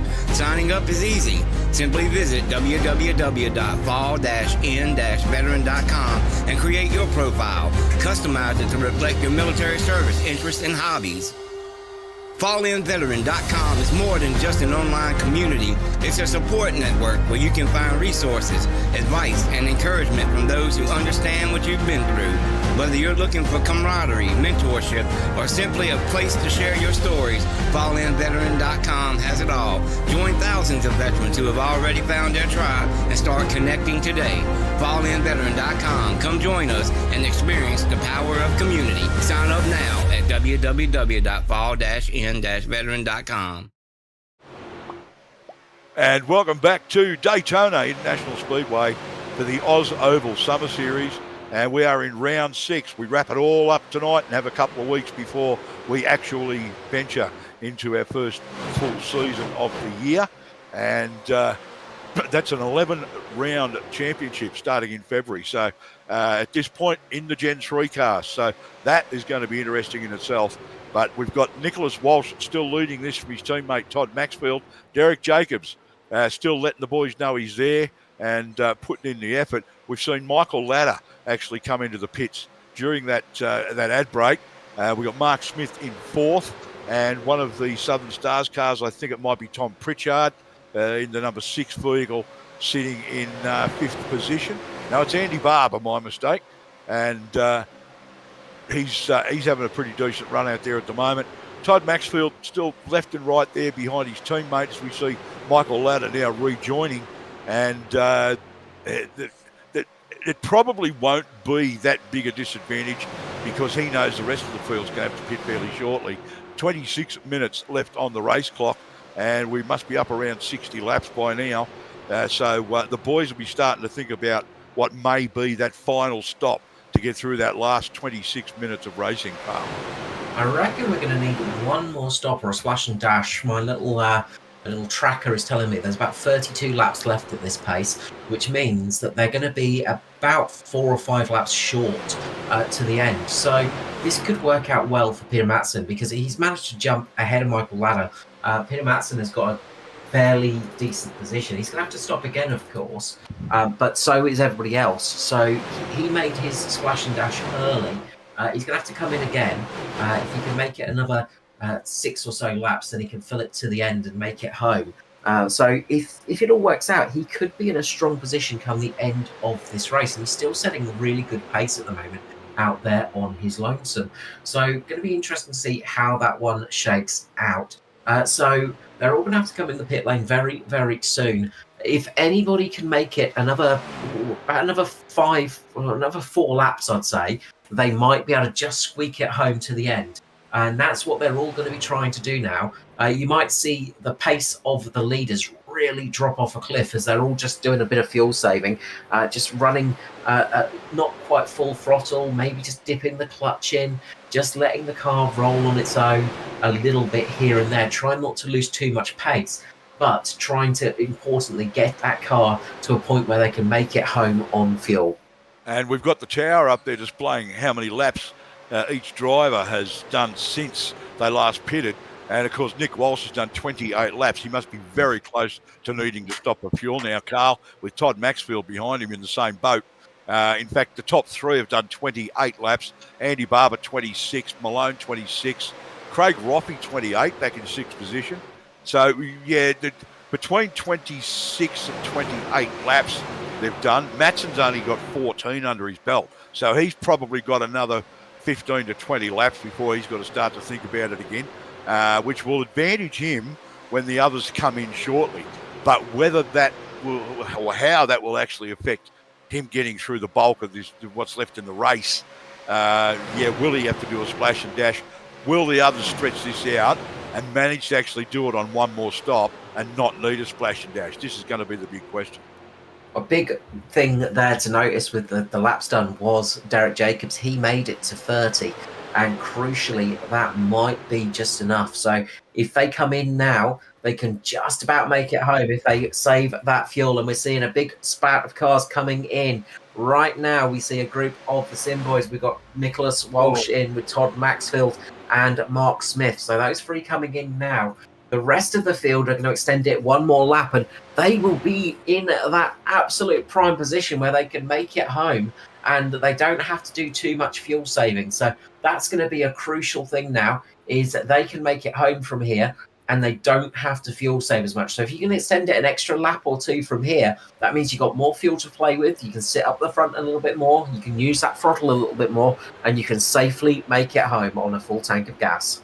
Well, I'm going to be keeping one eye. In fact, I've only got one eye, but I'm going to be keeping. I'm going to be keeping an eye on Todd Maxfield. I didn't actually mean that to be funny, but yeah, because he, as we saw, he really struggled to get that car down under the pit speed limit, Carl.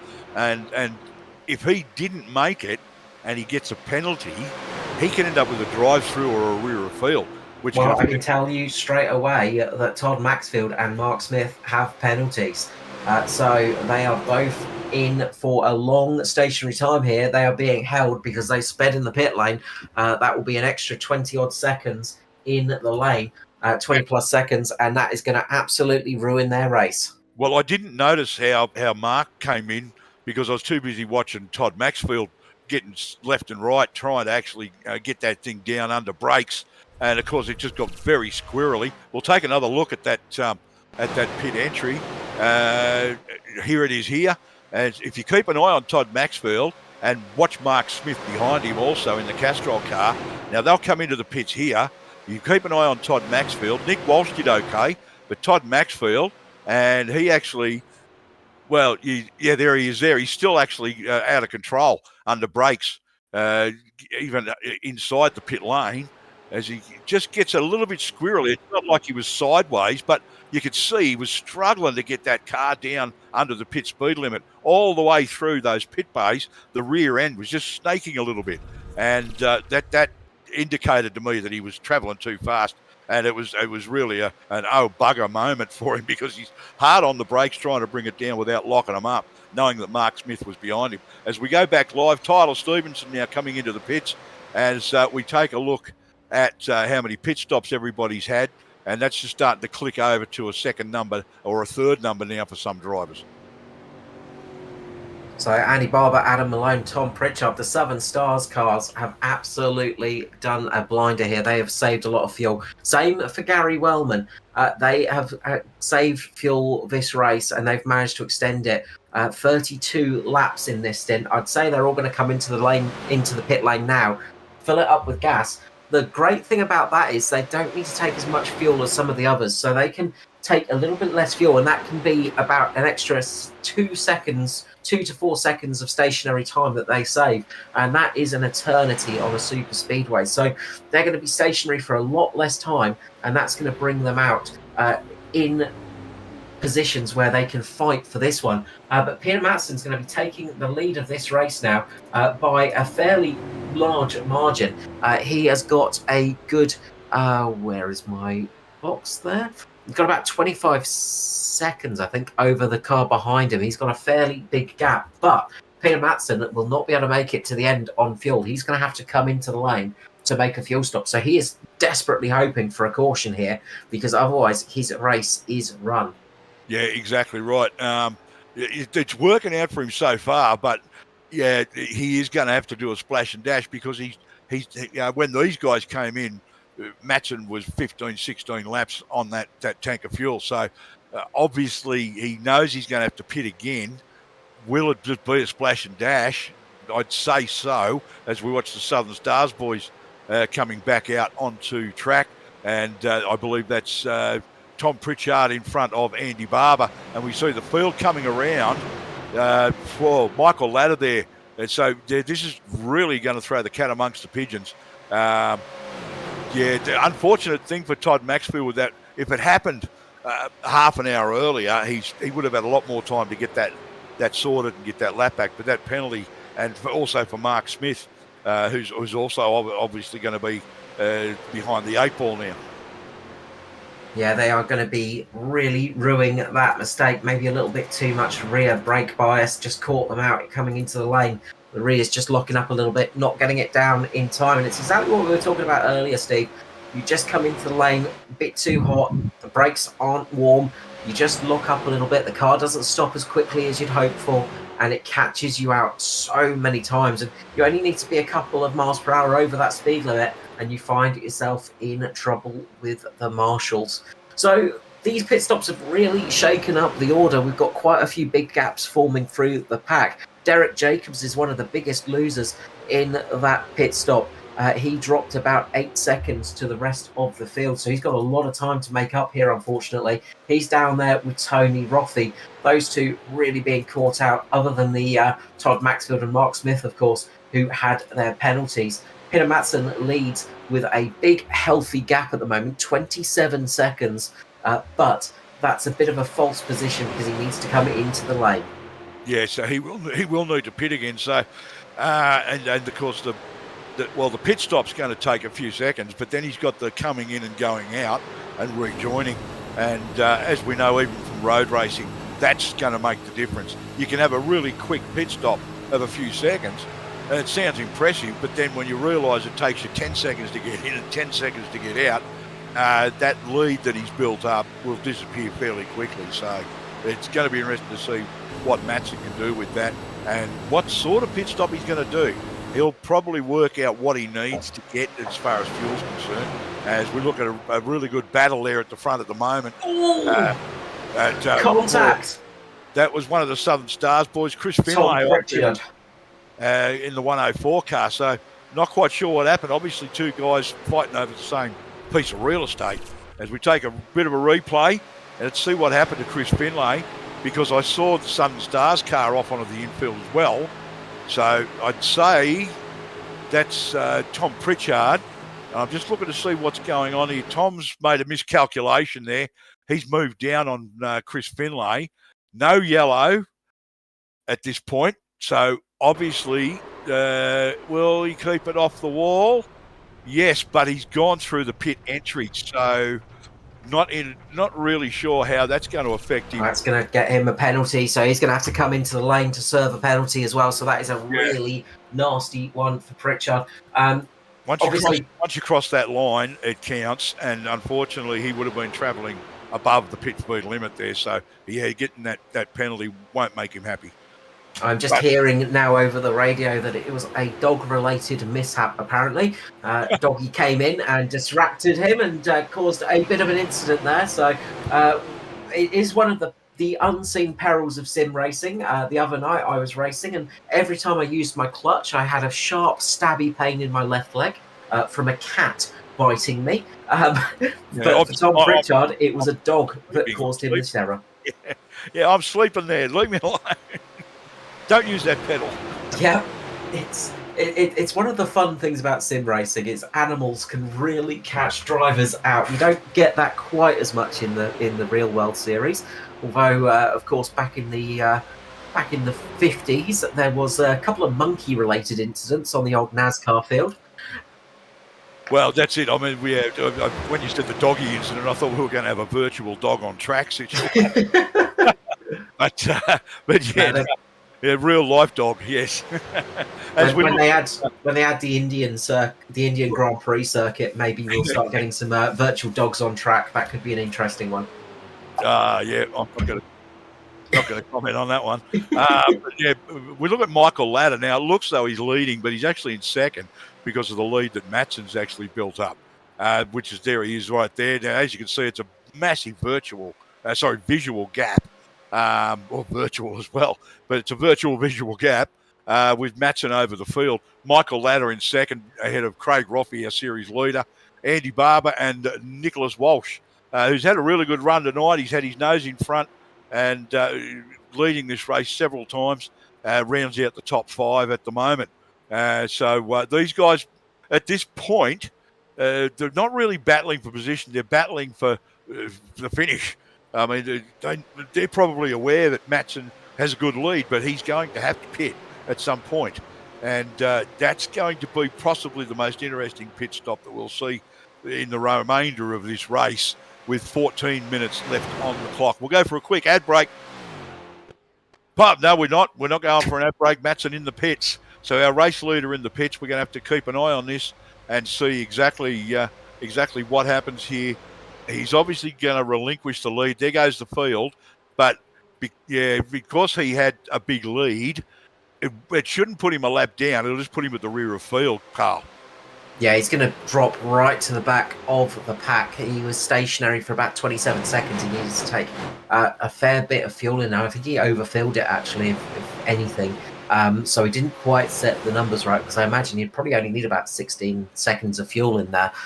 So he's taking 27 seconds of fuel, and that's going to drop him right to the back. And did he cross that line? Well, he was on the line. I don't know whether he crossed it, so he might have gotten away with that, but not by much. There was probably millimetres or inches in that one, because those that are not aware, if you cross that yellow line on pit exit that the boys are going past right now, that's a rear of field. Oh, well, he's at the back of the field, but it could have even been a drive-through, black flag, depending on how iRacing actually views it. But, usually it's a black flag for crossing that line on pit exit. So he might have gotten away with that because he was on the line and didn't actually cross it, but it was pretty close. What the silver lining on the fact that he's gone to the rear of field is everybody in front of him is going to pit shortly. Now, that'll be their last stop. I think the majority are going to make it through to the end here, Steve, because they should be able to make it to the end. There might be a couple that need to come in, but the rest of the pack are going to make it through on fuel with my calculations. So it was a valid attempt, but I don't think it's going to pay off very well, unfortunately, for Peter Matson. He's only about 13 seconds off the pack. So if he can really put in some laps, he might be able to catch up to the back of this pack, or if there's a bit of an incident, he might get himself back in this race. But it is not looking good at the moment for him. Michael Latter, though, leads this race with Adam Malone, Craig Roffey, Andy Barber, and Nicholas Walsh. They might just scrape it in because the race leader, Michael Latter, is 18 laps since he pitted, and 17, 18 for the guys behind him. But going on the race time that's left, we've probably got about 15, 16 laps of racing, and Latter's in now. 15, 16 laps of racing. So on that, they would have been on just about on fumes when they cross the line at the end of the race. So some of the guys might go into panic mode and decide they need to pit. So now that ladder's gone in, we may see others follow. Either way, I think that's going to work out for Matson because it'll at least move him through the field. Might not put him in front, but it'll move him through the field so that he can battle for the rest of this because he's made his last stop. Yeah, I reckon he's on for maybe a top 10 finish here tonight, as there's a couple of drivers that will need to sort of make that splash and dash. One of the drivers that's going to be really touch and go is going to be Derek Jacobs. He's sitting back in the pack at the moment and keeping himself saving the fuel as much as possible. But Derek Jacobs, Tony Rothy, Troy Morrison, they're sort of in a bit of a danger position. Craig Rothy as well, he's a bit touch and go. He should be able to make it, but it's going to be a thing of you're not going to want to lead too many laps here towards the end of this race. You're just going to be wanting to save that little bit of extra fuel just to get yourself to that line. Well, as we're used to seeing, Gary Wellman, late stages of the races, he's actually making his move around the outside now, and he's just popped into, I think, the lead of this one. Oh, no, he might be second. He's sitting second, I believe. Up into the lead. He is up into the lead, is he? Ah, yes, it was. Although now Nicholas Walsh is going to be taking that right from him. Too many, as you mentioned earlier, too many green cars in this. I think the league needs to come up with a rule. If there's a fourth green car in this, we've got to ban them all. So, but around the outside, Nicholas Walsh, he's having another crack at this one as we take a look at Tom Pritchard there as well. And he's having a good crack, but it's Andy Barber, his teammate, who's sitting up inside the top five at the moment. Nick Walsh challenging this, and Adam Malone, also from Southern Stars. He's sitting in second, right behind Gary Wellman. So he'll work with Wellman to keep in front, and there's the usual Adam Malone blink. If Adam Malone didn't blink in and out a couple of times during the race, you'd think you were in an alternate universe. And Gary Wellman now leading this. Nick Walsh has dropped back into third with Adam Malone in between them. And Craig Rothy, our series leader, sitting back in fourth, and Andy Barber in fifth position at the moment. So it's very exciting down to the last 8.5 minutes or so of racing on the clock as Adam Malone sits right in behind Gary Wellman. And I'd love to see it finish cleanly like this with the boys battling for those positions. But it's Daytona. If we have a clean race at Daytona, we might as well all just figure out what drugs we're on because we're seeing things. Well, a little bit of a moment down the field. Mark Smith and Michael Latter making contact with each other. These cars are sitting right at the back of the pack, but on lap 77, Mark Smith just got a bit of contact just over the start-finish line. Michael Latter just moved up a little bit, and there was that tiny bit of contact between the two cars, and that's put them in a really unenviable position. Mark Smith's not going from bad to worse, unfortunately. I don't know if Kobe can find that one on the replays. So we'll see if we can find it here as the replay comes up. So just watch the two cars, watch the orange and red car, the orange and black car, and just that bit of contact as they merge with each other, and two do not go into one, unfortunately. Yeah, and what's happened there, of course, he was following, I think that was Todd Maxfield in front of him. And he just followed Todd thinking he was clear of Michael Latter, and he was nowhere near clear. So the two of them came together, but great driving from both of them to hold on to that. It's a disruption, it's a speed bump in their race, but certainly no caution, no real damage, and the two of them will carry on, and they are a fair way back in the field. So it wasn't like it's going to hugely affect the outcome of the race. Just watching Peter Matson at times at the moment. He needs to be about a second a lap quicker than the rest of the field in front. And he is doing an enviable job at the moment. He's managed to bring the gap down to 9.2 seconds. But it is running out of laps very quickly for him to close up. With only 8 laps to go, 6 minutes left of this race, he is going to be very, very close to catching the back of the pack. But will not really get up much further than that, at least if there isn't a bit of an incident in front of him. Yeah, as unfortunate as it is and it sounds, I think the only way that, well, there's only two ways, and that is anybody that still needs to have a splash and dash, which I doubt is going to happen, or if there's an incident and a couple of cars come together and we go to caution. That's pretty much what's going to save Pete at the moment, and that will help move him towards the front. We've had 29 lead changes, and we've completed 80 laps, 6 minutes and 7 seconds on the clock, and the original race length, 1 hour and 15 minutes, so 75-minute timed race. This is round 6, the final round of our summer series, and we're going to take a very quick ad break before we come back and watch the closing couple of minutes of this race.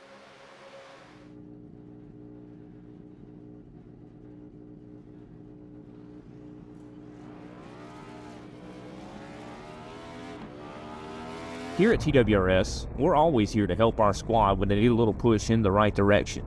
That's just who we are. We're a beautifully diverse group of goofballs dedicated to driving fake race cars as fast as possible. And we continue to push each other to the front using the power of nonsense. We have one of the strongest NASCAR programs on the service, and you can access it all for $24.99 a month. And we just released individual subscriptions for $14.99 a month for each NASCAR vehicle. We also just added a Rallycross program, and our IndyCar program is taking off as well. So come join the weird side. We have speed and cookies. Cookies are not included in some locations.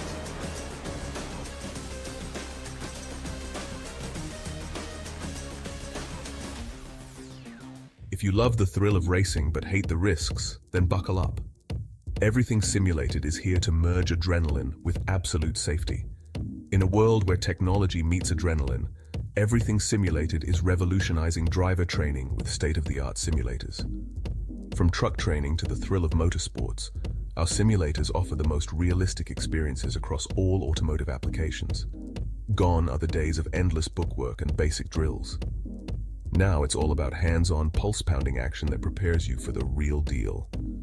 Whether you're maneuvering a heavy mining vehicle or racing a high-speed car, our simulators, equipped with cutting-edge technology from leaders like SimRigs and TrackRacer, bring every nuance of the drive to life. And talk about making a mark. We're not just building simulators, we're fostering talent. From grassroots motorsports to professional series like the Aussie Outlaw GT3, sponsored by us, Everything Simulated is fueling dreams and careers. Ready to feel the excitement of the racetrack under your fingertips? Connect with us, and let's build your next simulator adventure together. Remember, we support those who support us. Join the Everything Simulated family, and let's race towards the future. Welcome back to Daytona International Speedway for the final round of the Oz Oval Summer Series. And we're coming down to it now. We've only got under 3.5 minutes of racing time left. So we're looking at about 5 laps maybe. Gary Wellman continues to lead this. Our earlier guy who had a big dominating part of this race was Peter Matson, still further back in the field and battling to move up through the field, but without a caution or pit stops, I don't see that happening. So Pete Matson still hoping to get somewhere, but at the moment it's all at the front. And we've got, I think that's Andy Barber on the outside, and we've actually seen Troy Mortensen at the front of the field now when it counts the most, and he's right in behind Andy Barber on the outside there, and they're coming up alongside Adam Malone and Gary Wellman and challenging for the lead of this. So whether Mortensen's actually going to be able to assist Andy Barber to the front, we don't know, because Barber's moving around a fair bit, so there's a fair bit of wash-off there on the aero. And Andy's moving around a bit, making it difficult for Troy to actually draft with him. But Gary Wellman, Adam Malone, Nicholas Walsh, the third car back on that inside, but in 5th position, as Andy Barber gets his nose in front of Wellman, and Mortensen right in behind him, going with him side by side with Adam Malone, their car. Absolutely, it's getting spicier than a Carolina Reaper dipped in ghost chili peppers at the moment. It is going to get really tasty at the end of this one. You can see Andy Barber getting a good run up on the outside at the moment. He's going to try and get himself up in the front. Will he slot himself right down in front of Gary Wellman? He's trying to. He doesn't have the gap at the moment. He wanted to slot himself down there, slot himself in front of Wellman. It didn't work, and he's going to start falling back now. That didn't quite go as planned for Andy Barber there. Gary Wellman doing a good job of defence. Troy Mortensen pushing along, trying to help him out as much as possible. And now you've got Craig Roffey right on the back there as well. So for the championship, it is all important now between these cars as they get so close to each other. Bit of a bump there from Mortensen into Barber, and they keep it pointing in the right direction just about. We are down to the last minute of racing here. Yeah, look, the next time around we should get the white flag, or maybe the lap after that, because they might cross the line just in time to get an extra lap out of this one. But Wellman, definitely, yeah, he's leading just side by side. It's an arm wrestle at the front, and this is what we expect at the end of a race, no matter what track we're at. And at Daytona, I'm surprised that we've gotten this far, but I've got a really horrible feeling about this car. Yeah, it's that point where you think it might all go wrong very, very quickly. And you can see that big run from Andy Barber. Adam Malone just drops down. He's getting a few blinking issues as well, unfortunately, but he manages to keep the car there. Andy Barber really fighting hard right now. The white flag will be coming out next time round, I think. So yeah, we've got about 1.5 more laps. And it is really, really going hard. Big run from Craig Roffey, bit of a wobble there from Wellman. They are really getting this going. Three wide. Oh, Stevenson trying to bump Craig Roffey through. Oh, there we go. That's going to be our first caution of the race on the white flag. Are we going to get a caution? No, it's white flag. The boys are going to race to the end, and Craig Roffey manages, I think, to rescue that. But Wellman takes victory. Wellman wins the final round with, I think it's Andy Barber in behind him. So Andy Barber gets second. Troy Mortensen comes home third. Craig Roffey back to fourth. And it's going to be interesting to see that he might just win this championship by a couple of points, I think, because there's only a couple of guys in between Wellman and Roffey. So they were fighting out for the championship. And there was, what did I say, it was 14 points or something in it. So, Tony Roffey brings it home fifth. So he'll get. He should probably take third place in the championship. But our finishing positions for this one, Gary Wellman takes the win in the final round of the Summer Series for Oz Oval, brought to you by Everything Simulated and Inside Lane Productions. Second, Andy Barber. Third, Troy Mortensen. Fourth, Craig Roffey. Fifth, Tony Roffey. So I think that's your third place in the championship. Sixth is Peter Matson. After being at rear of field, he managed to get it home sixth. Seventh is Tyler J. Stevenson, who could have very well been on the podium and made it 3 from 3, but unfortunately got a little bit into Craig Roffey when Roffey got loose. Eighth, Nicholas Walsh. Ninth, Chris Finlay. 10th, Derek Jacobs. And 11th, Adam Malone. 12th, Mark Smith, after such a fantastic drive tonight, ended up further back in the field. 13th, Michael Ladder, who also drove well tonight, but was unfortunate. 14th, Todd Maxfield, once again. These guys all, for about 3/4 of the race, they were at the front.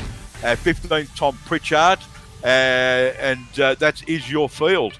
So, Gary Wellman wins at this one.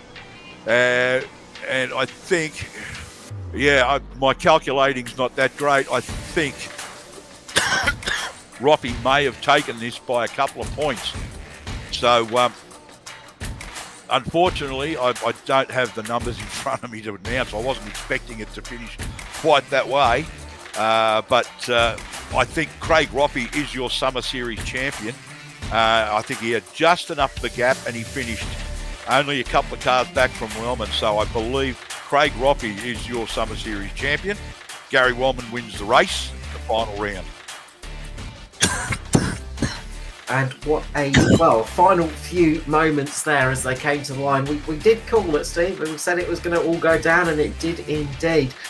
Good job, Peter Matson, making it up back into 6th position. As we said, he needs a bit of a miracle to work his way back inside the top 10, and that miracle did come in the end. Yeah, unfortunately, there was a bump on Craig Roffey that made him get a little bit loose there, and Tyler probably just should have adjusted a little bit when he could see that he was not square with Craig, but then Craig was off centre and copped a bit of a touch in the rear quarter panel, but he still finished 4th. I don't think he really lost out on a whole lot in that one. He finished 4th, but he maybe could have finished 3rd, but it's a big maybe, and with the way the boys were racing 2 and 3 wide there at the end, I got a feeling that there wouldn't be a whole lot change if there was any severe action taken over it, especially on the white flag lap. So no caution for it because we're under white flag. We will take in the rest of this burnout, and we will then go to an ad break, come back and speak to your race podium and your series champion.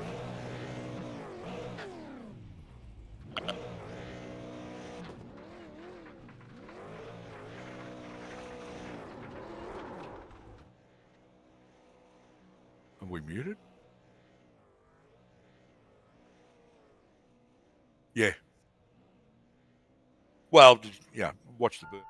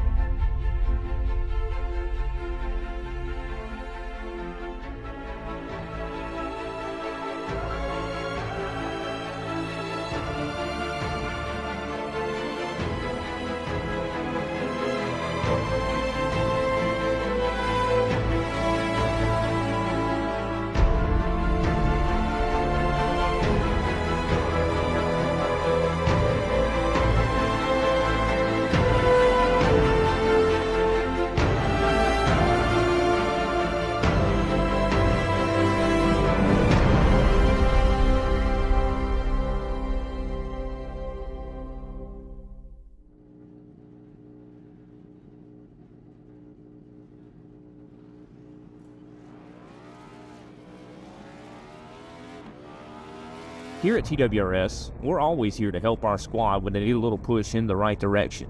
That's just who we are.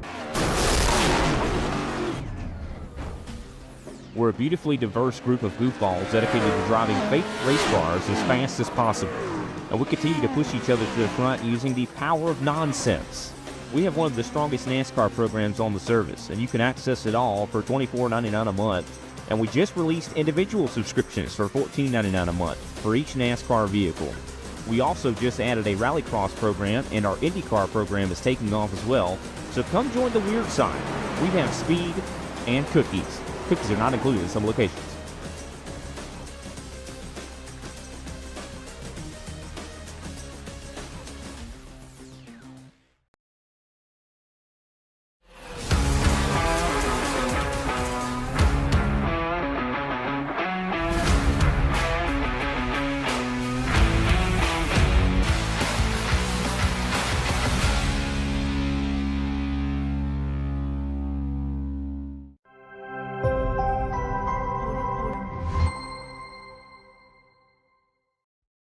Racing isn't easy, but experiencing it is.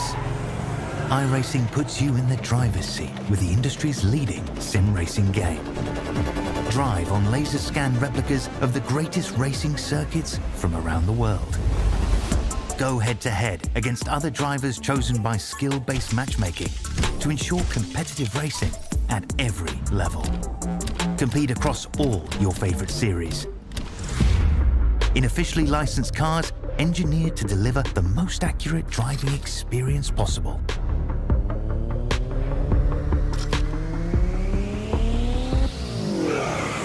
Join a race or host your own with players from across the globe. Race against the computer or in a league with friends. Feel the thrill behind the wheel.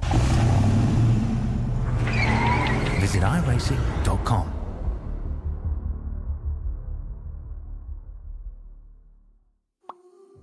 Welcome back to Oz Oval summer series. We've wrapped things up here at Daytona. We're over for the series, and we have our podium in the commentary box with us. And first up, third place, Troy Mortensen. Congratulations on the podium, mate. How you doing?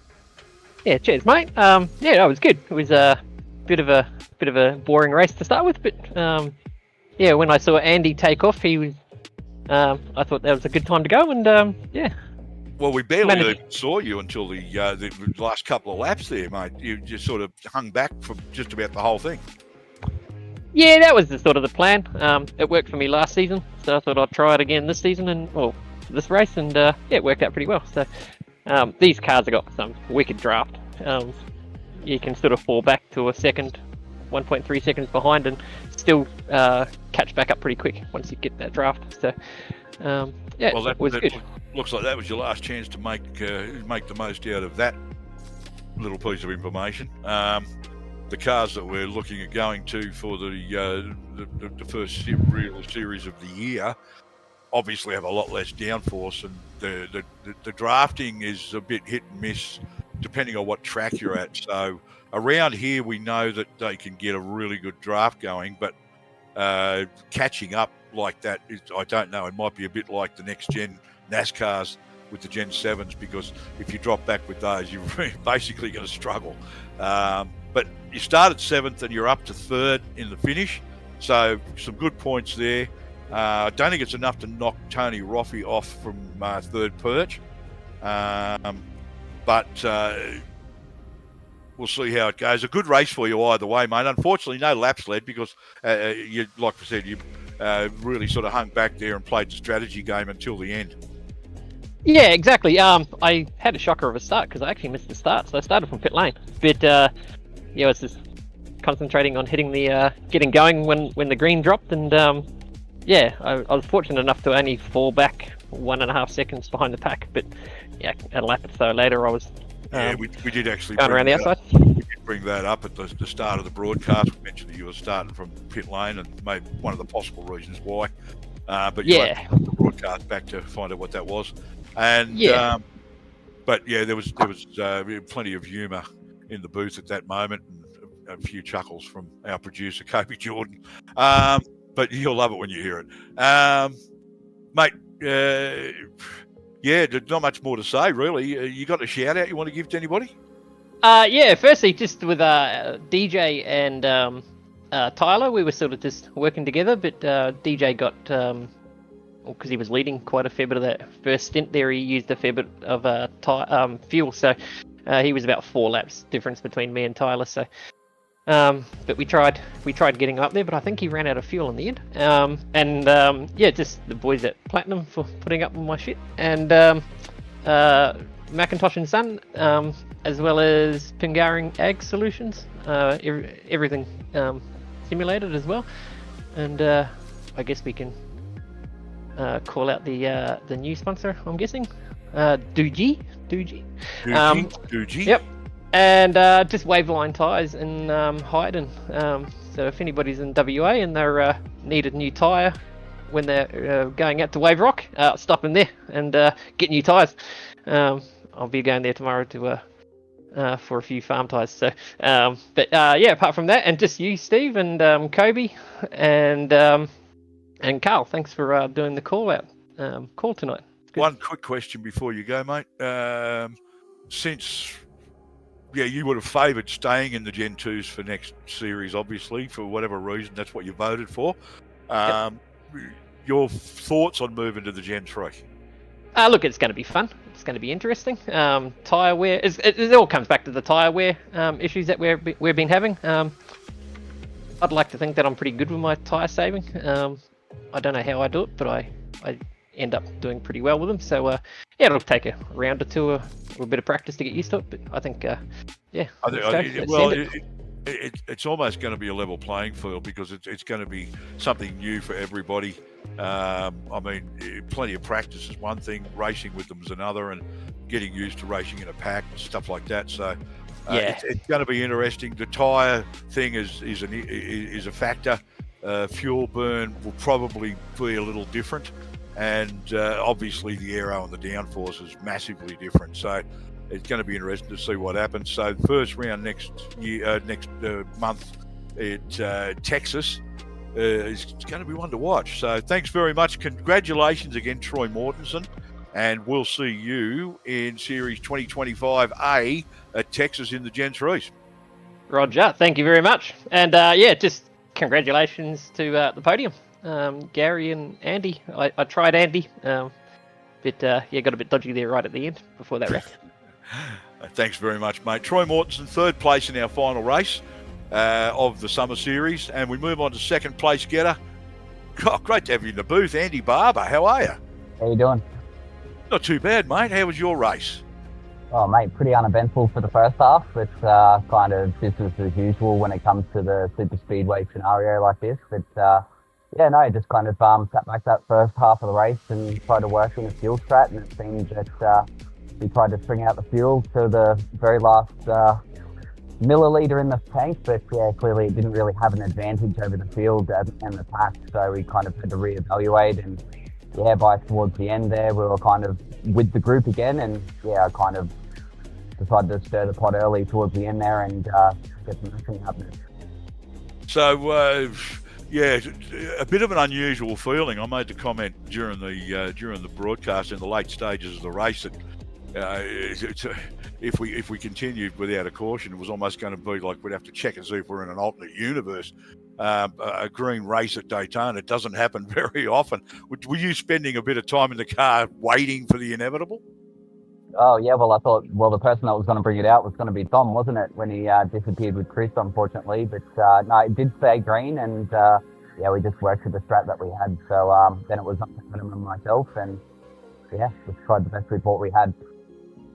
Well, it certainly paid off in the end because you got it home second, and not by a whole lot. You were challenging for the lead there pretty strongly with 2 or 3 laps to go, and it looked like you just needed that little bit extra space to get down in front of Gary Wellman, but just couldn't quite get the gap you needed. Yeah, that's right. I mean, probably came to about 5 laps to the end, and I figured I saved enough to go flat out for the last 4 laps. So that's when I decided to pull high and try and challenge Gary and side draft in there. And I knew that Craig would have had something up his sleeve as well. And surely enough, on the last lap he did. And Troy did an excellent job in behind me pushing as well. So he doesn't have to feel bad at all. He did a great job. But as always with Daytona, that last lap, everything's on the line and no one's listening. So that's the way it goes at Daytona. The closing laps of any race you get pretty push and shove. So to have that sort of scenario at Daytona was just a bit unusual. But definitely you guys were absolutely driving the wheels off those things at the end. So your thoughts on the next series going to the Gen 3 car? It is a different animal. It is different to drive. Positive, negative, be honest about it? Well, in the star stable, it's pretty mixed reviews at the moment. I know I spoke to Adam tonight, and he said he was kind of in favour of the legacy car, the car that we're currently in at the moment. But I'm a little bit different. I kind of like the challenge of the Gen 3. I'm looking forward to the new challenges that it does bring, and trying to work it out with the rest of the guys and trying to find out where we can fit in with the balance and whatnot. So it's definitely looking forward to a challenge. So I guess it's got a mixed reviews from us, some yes and some no. Well, that's it. I mean, it's going to be, as I said, a bit of a level playing field, fixed setup.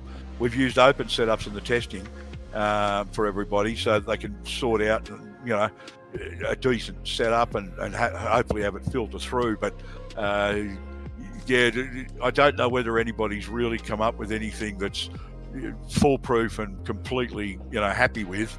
There are certain areas of the car that you can get a good setup going, and other areas, you sacrifice here to gain there and stuff, which is like any car. But with the Gen 3s, it seems to be even more sensitive to some of those changes than what the Gen 2 is. Yeah, absolutely. And from our testing as well, we've kind of found those same differences. I think with a fixed setup, if we're going to run these Gen 3s, it's going to really come down to looking after to that right front on the car, and obviously the fuel preservation and a lot of work actually went into changes to look after that right front, but what it did was change the balance of the car in other areas, so then you got to compensate for that as well. So I think it's going to be, it's going to be interesting.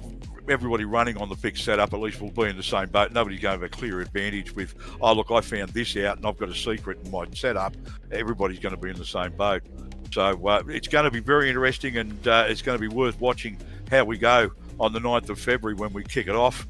And the good news is we'll be retaining our sponsor, Everything Simulated. So Shannon Wright and the crew have happily stated that they're going to stick with us through yet another series. So that's great news. So more really beautiful trophies to come.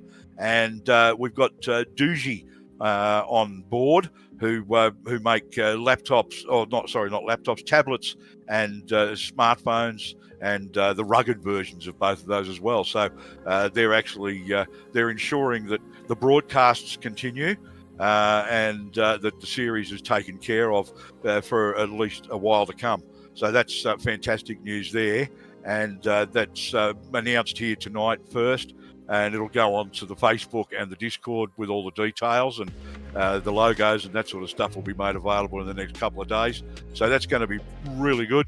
And look, anybody want to give a shout out to now that I've given a plug to the new sponsor? Yeah, absolutely. Just first shout out to the podium. So to Troy in third place, thanks for the push, appreciate it. Good job on coming third. Obviously, Gary for the win as well. Congratulations. And Craig for taking out the summer series. I missed the first couple, but it's certainly been fun racing with him for the balance of the series. You guys who do the broadcast up on the booth there, so Toby, Steve, and Carl, I think, tonight. And obviously, Inside Lane, everything simulated for you guys with the sponsors on the broadcast. And for the team's perspective, probably just Mrs. Excel Garage, RBI Trading Cards, and Twitter.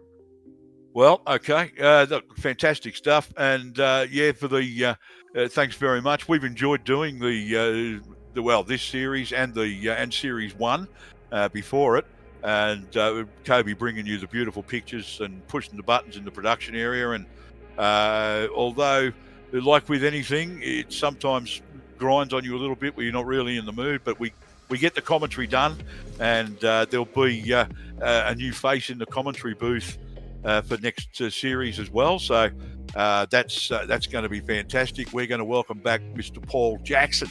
So he's going to be calling the shots over the mic as well, and we'll see how we go with getting that worked out. But everything's happening for next season, and bigger and better things. So congratulations again. Second place tonight, Andy Barber, and we'll move on to our race winner tonight. And second place in the championship, Mr. Gary Wellman. How you doing? Yeah, good fellas. How are you? Not too bad, mate. Nice drive. Once again, we got to the closing stages, and I said, well, here we go. We must be in the closing stages. Gary Wellman's making his move. Yeah, that's it. I was a bit of a sitting duck up where I was, but I figured I probably just need to put myself there and make everyone else do the work and see what happens. And yeah, that turned out all right, actually. I thought I was going to get overrun, and then they were kind of wrecked, and I just drove away. So yeah, real challenge. Yeah, it's not always that easy at Daytona.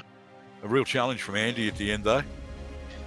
Yeah, it was. Yeah, I think it was Andy or someone give me a good push there for a while too. So that was sort of helpful, just to have someone reliable there sitting by me and helping me out. And I was under the pump though on that last lap, I think. So I'll ask you what I asked Andy. A green race at Daytona, were you spending a bit of time in the car wondering when it was going to come? Yeah, there's a bit happening out there, but a lot of people were saving fuel and that, so it didn't really sort of liven up to the end there. Actually, sorry, it was Adam that was giving me a bit of a push, not Andy. But it was interesting. Nice to have some good green runs and try and bring a bit of fuel strategy into it. But yeah, I think most of us were in a bunch at the end, and we just had to go for it, and yeah, it worked out. Yeah, there was a couple of incidents through the field, but nothing eventuated from it. It was really just a couple of the guys coming together. A couple of times somebody miscalculated whether they were clear and they moved down in front, and they weren't. But nobody hit the wall, nobody got damage, no caution. It wouldn't have made them overly happy. but at the same time, they've got to be pleased that they're able to just at least get the car to point in the right direction and continue racing without any damage. So that was good. And it was an exciting race to watch. Daytona can be a little bit of a parade sometimes, but a lot of lead changes in this, and a lot of changes throughout the field, and people challenging all the way through, right through from first place back to 15th. So, yeah, very good stuff, mate. Second place in the championship. That's another notch in your belt. Yeah, no, it's all right. I don't mind being second to Craig. He's always consistent and fast, and I buggered up a bit last week, which I was a bit pissed about, but that's racing, and I'm happy to get. I think that's the first win I've had in this series, this summer series. So on my birthday as well, so I can't complain with that. Well, happy birthday, Mr. Wellman, and I hope you've had a good day. Obviously, second place will help with that, but hopefully you got spoilt by family. Yeah, and I always said I'd dedicate the first win to a baby boy who was born in the end of November there. So yeah, that's one's for you, Bay. Yeah, look, I do keep meaning to say that, but being an old fella, I forget stuff easy. Look, congratulations to you and the wife on the new arrival, the little fella. And how has he got his first simulator yet? No, it won't be far away. He'll be a future sim boy, so that's something for people to get worried about, I suppose. But no, he's doing well, and keen to get him into it. Sounds like a TV show. Sim Boys, the next generation. Yeah, that's next gen. Yeah, that's it. All right, mate. Look. Fantastic drive, fantastic second place in the championship. So first in Series 1 and second in the Summer Series. That's getting things off to a good finish for 2024 and start of 2025. You are one of the many people that voted in favour of going to the Gen 3. So obviously the little things that we've found and the quirks in the car equate, as Andy said, he looks forward to the challenge.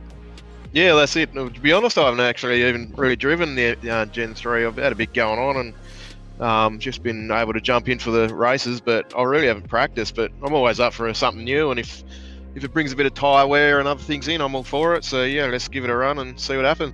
Yep. No, well, we're looking at how we're going to set up the format because, normally it's one over the wall and two. In the Summer Series, it was one over the wall and three.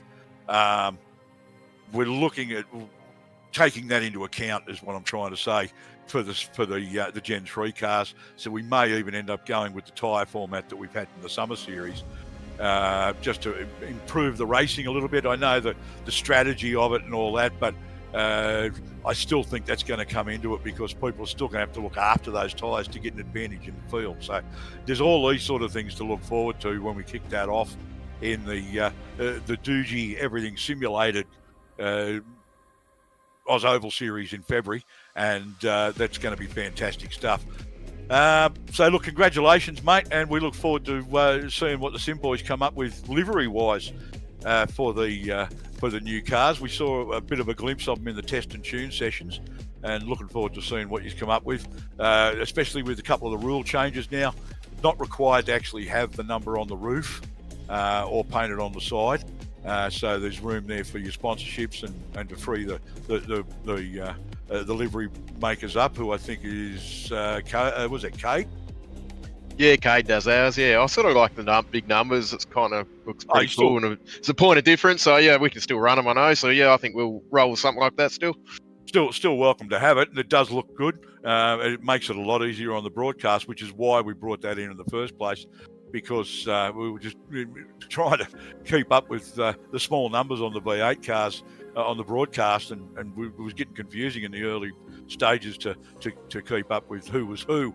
So the producer actually said, I want numbers on the cars. And so that's what we did. But unfortunate is that not everybody does it. So we've laxed on that, and it's now optional. So it does look impressive on the car, though, that bright yellow 45 on the green and black car. So it does look good.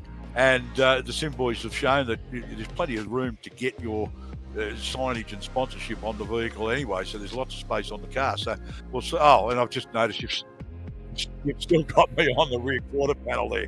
So I didn't know you still had that on there. But yeah, crazy Steve. Crazy Steve, yeah, okay. All right, look, congratulations, mate. We'll look forward to seeing you in Series 3 in early February. February the 9th, it kicks off.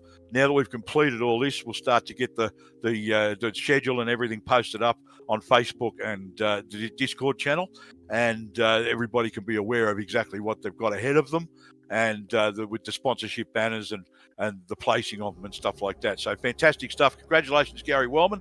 We'll move across to a man who came fourth tonight, despite a little incident at the end where he got a bit loose and got tagged by the guy who caused him to get loose. And Craig Roffey, congratulations, our series champ for the Summer Series. How are you, mate? Hey, fellas. Not bad. How are you doing? Not too bad. Sorry to keep you waiting through all that. Mate, it was a good race. It was, again, there was a couple of stages there where it was the Roffey Wellman show all over again. And a couple of times there it was the two green cars right where they needed to be. But fourth place, not too shabby, and enough to pick up the points to take the championship. Yeah, well, going in I had 11 points on Gary, and then I got pole, so that made 12. So I just had to stay around Gary, and then that would have filled it. Fourth place, there's only two cars between you, so that you would have just scraped home by a handful of points, but it's enough. 1 point wins the championship sometimes, and that's all that really matters. Yep. Mate, how did your night go? Like I said, you were at the pointy end and bunched up there with the boys a lot. You hung back a couple of times there. You got out of the way and let the boys go so you could do some fuel saving and stuff. It obviously worked for you again. Yeah, well, that was the main aim. Just I knew Gary. I know what he drives like now. He hangs back, saves fuel, so I thought I'll do the same. And then come down to the pit stop, I just hung with his teammates because then I knew they were going to get back together anyway. Yeah. And then pretty much just the whole race was just stay in front of Gary or around Gary. So then that's why I was coming in the last lap. I knew there was 5 cars behind me, so I had to push. And then I just got cleaned up in the end. Yeah, it's unfortunate. Tyler Stevenson was giving you a bump to try and push you forward, but being on the outside, it's actually harder to hold the car that steady on the outside.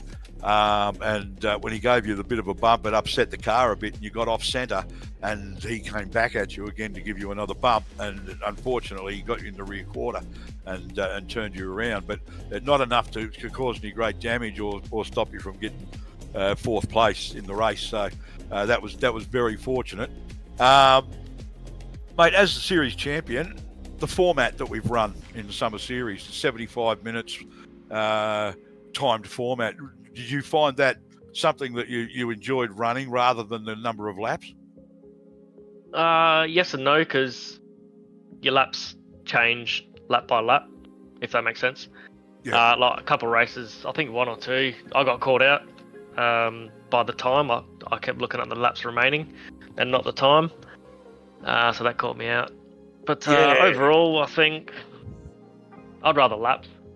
Yeah, it's something I did mention that about the time thing versus the laps, where you can, it's a bit easier to work your strategy out for the entire race when you know how many laps you got in front of you, rather than I've got 10 minutes left or I've got 5 minutes left, instead of saying I've got 15 laps, it's time to make my move.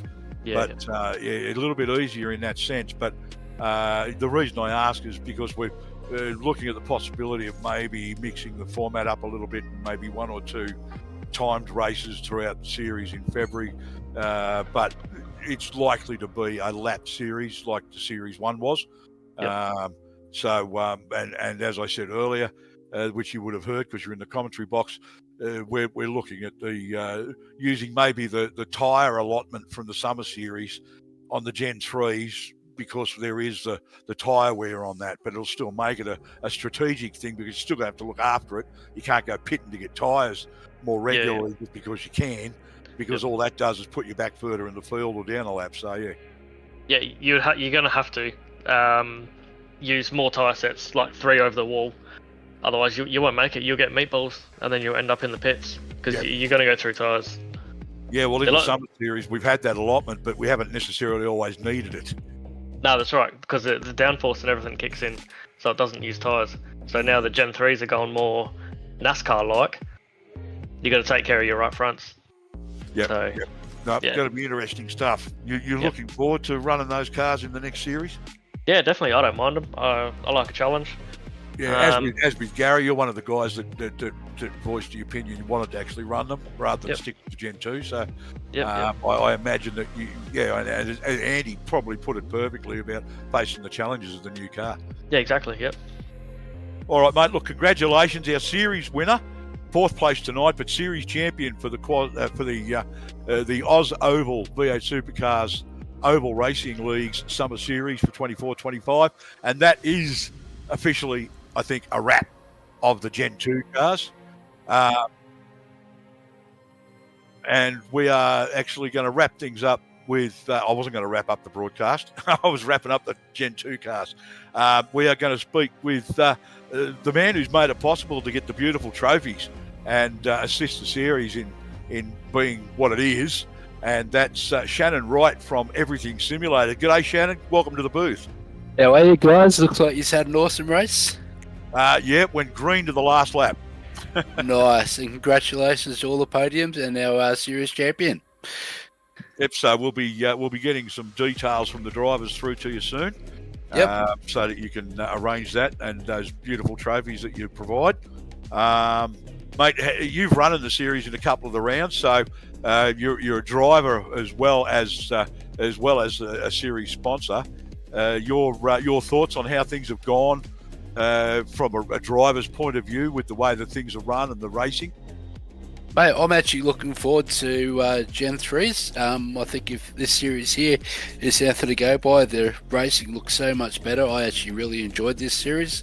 It's just a shame I got a little bit busy, so I wasn't able to attend a couple of races. But yeah, that's how it goes. But great bunch of people, run by a great person, and bring on the next series. Yeah, no, I feel the same way. I'm going to miss the Gen 2s, to be honest. We've had them for a long time. In real world terms, it's well past moving on from them. But it's something that it's a very familiar car to everybody. So it's going to be not necessarily with a tear in the eye, but it's going to be a little bit different having to say goodbye to them. And iRacing's already considered them a legacy vehicle, so that probably says it all. But yeah, everybody's enjoyed these cars over the last 4 or 5 years, and 4 years or something. So it's going to be different moving on, and I think that's what maybe some people are got a little bit of trepidation about that. It's an unknown quantity, really, with the Gen 3s, but I think it's going to provide some good racing and some good strategies. I want to ask you about your adventures. You've just been to the Summer Nats with Everything Simulated. Yeah, sure, I have, man. So as you know, I'm also a part of Adrenaline Events. I help them out, so I supply their software stuff and help them with their simulator products, and go down there and subcontract out and help out on site. But I'll tell you what, love the Summer Nats. It was an eye-opener. Ever since I was a big kid, I've always wanted to go. I suppose it was a little bit rowdy back in those days, so we probably wouldn't have been able to go there as a kid. But just the enthusiasm and just the fact that these cars, the amount of money people have spent on these cars, there's actually some old Kingwoods there, like that, and you look and go, why would that be here? And then you turn around to the front of the car and here's this big ass supercharger sitting out the bonnet, and the amount of work that's gone in it, the sound of it, it's just an awesome weekend, and I tell you, a great bunch of people. Work at 20 Summer Nats and you'll probably have to change your mind. I did 2 nationals before that, and then it became the Summer Nats, and I spent the first 20 Summer Nats in an official capacity. I did multiple jobs there, and scrutineer and fire crew, burnout judge, running grass events, and luckily and fortunately I also had the opportunity to be an entrant for most of those up until about Summer Nats 17. That was the last time I actually took a car inside, and it was the best Summer Nats I had because I made top 25 in my category and got to do extra cruise laps with the elite cars and stuff like that. So with the family on board, and they had a blast. So yes, it can be a fantastic time. I tend not to go inside because I'm too much of a grumpy old man these days, and too many people there that I might want to get a little bit overexcited with. and get myself in trouble. So yeah, but look, yeah, I agree. There's a lot more modern vehicles in there now. What we class as modern, Commodores and later model Commodores, Falcons, but we're really, I mean, we forget that some of those are 25 years old now. And yeah, as you say, you see, Commodore, yeah, but then all of a sudden you notice, it's got 50 grand's worth of supercharged engine hanging out of the bonnet, and you go, that's it, Yeah, that's it. Even a Suzuki Swift with a 454 in it. Yeah. But, so okay, everything's obviously good with everything simulated. You're happy with the series. You're staying on board for the next series, aren't you? Oh, mate, definitely. And I'll tell you what, look, the guys like yous and like the other races I support, my team and everything like that, like all my work this year has all been word of mouth. So that's just a credit to everyone, and I really appreciate it. Yep, not a problem, mate. We'll give you a plug every chance we get, and we often do. So look, fantastic having you involved with our summer series and before that series 1, and looking forward to still having your involvement as a series sponsor with the next series that comes along and we go to the Gen 3 cars. So Shannon Wright, thank you very much, and for your involvement. Great to have you on board. But we're giving the wind-up signal verbally, so we're going to wrap up this one, and this has been fantastic. Goodbye to the Gen 2 cars, and this is how you can show your support, and that's ozoval.wixsite.com/home, index, facebook.com ozovals, well, it's ozoval V8SC Racing, but that's how you contact us, quasiesports@gmail. And if you want to get involved with the series, look on iRacing, search your leagues for league ID number 10491. There it is on screen at the moment. And get involved in time for our next series. Kicks off in February, on February the 9th at Texas Motor Speedway. It's been a fantastic race tonight. We've come to the end of the series. Very sad. Got a couple of weeks off. We'll catch you next time. We'll see you in February. Thanks to Inside Lane Productions, everything simulated, Quasi Esports, and our new sponsor coming on board next at Texas Motor Speedway, Doogie Mobile. See you later. Thanks for joining us.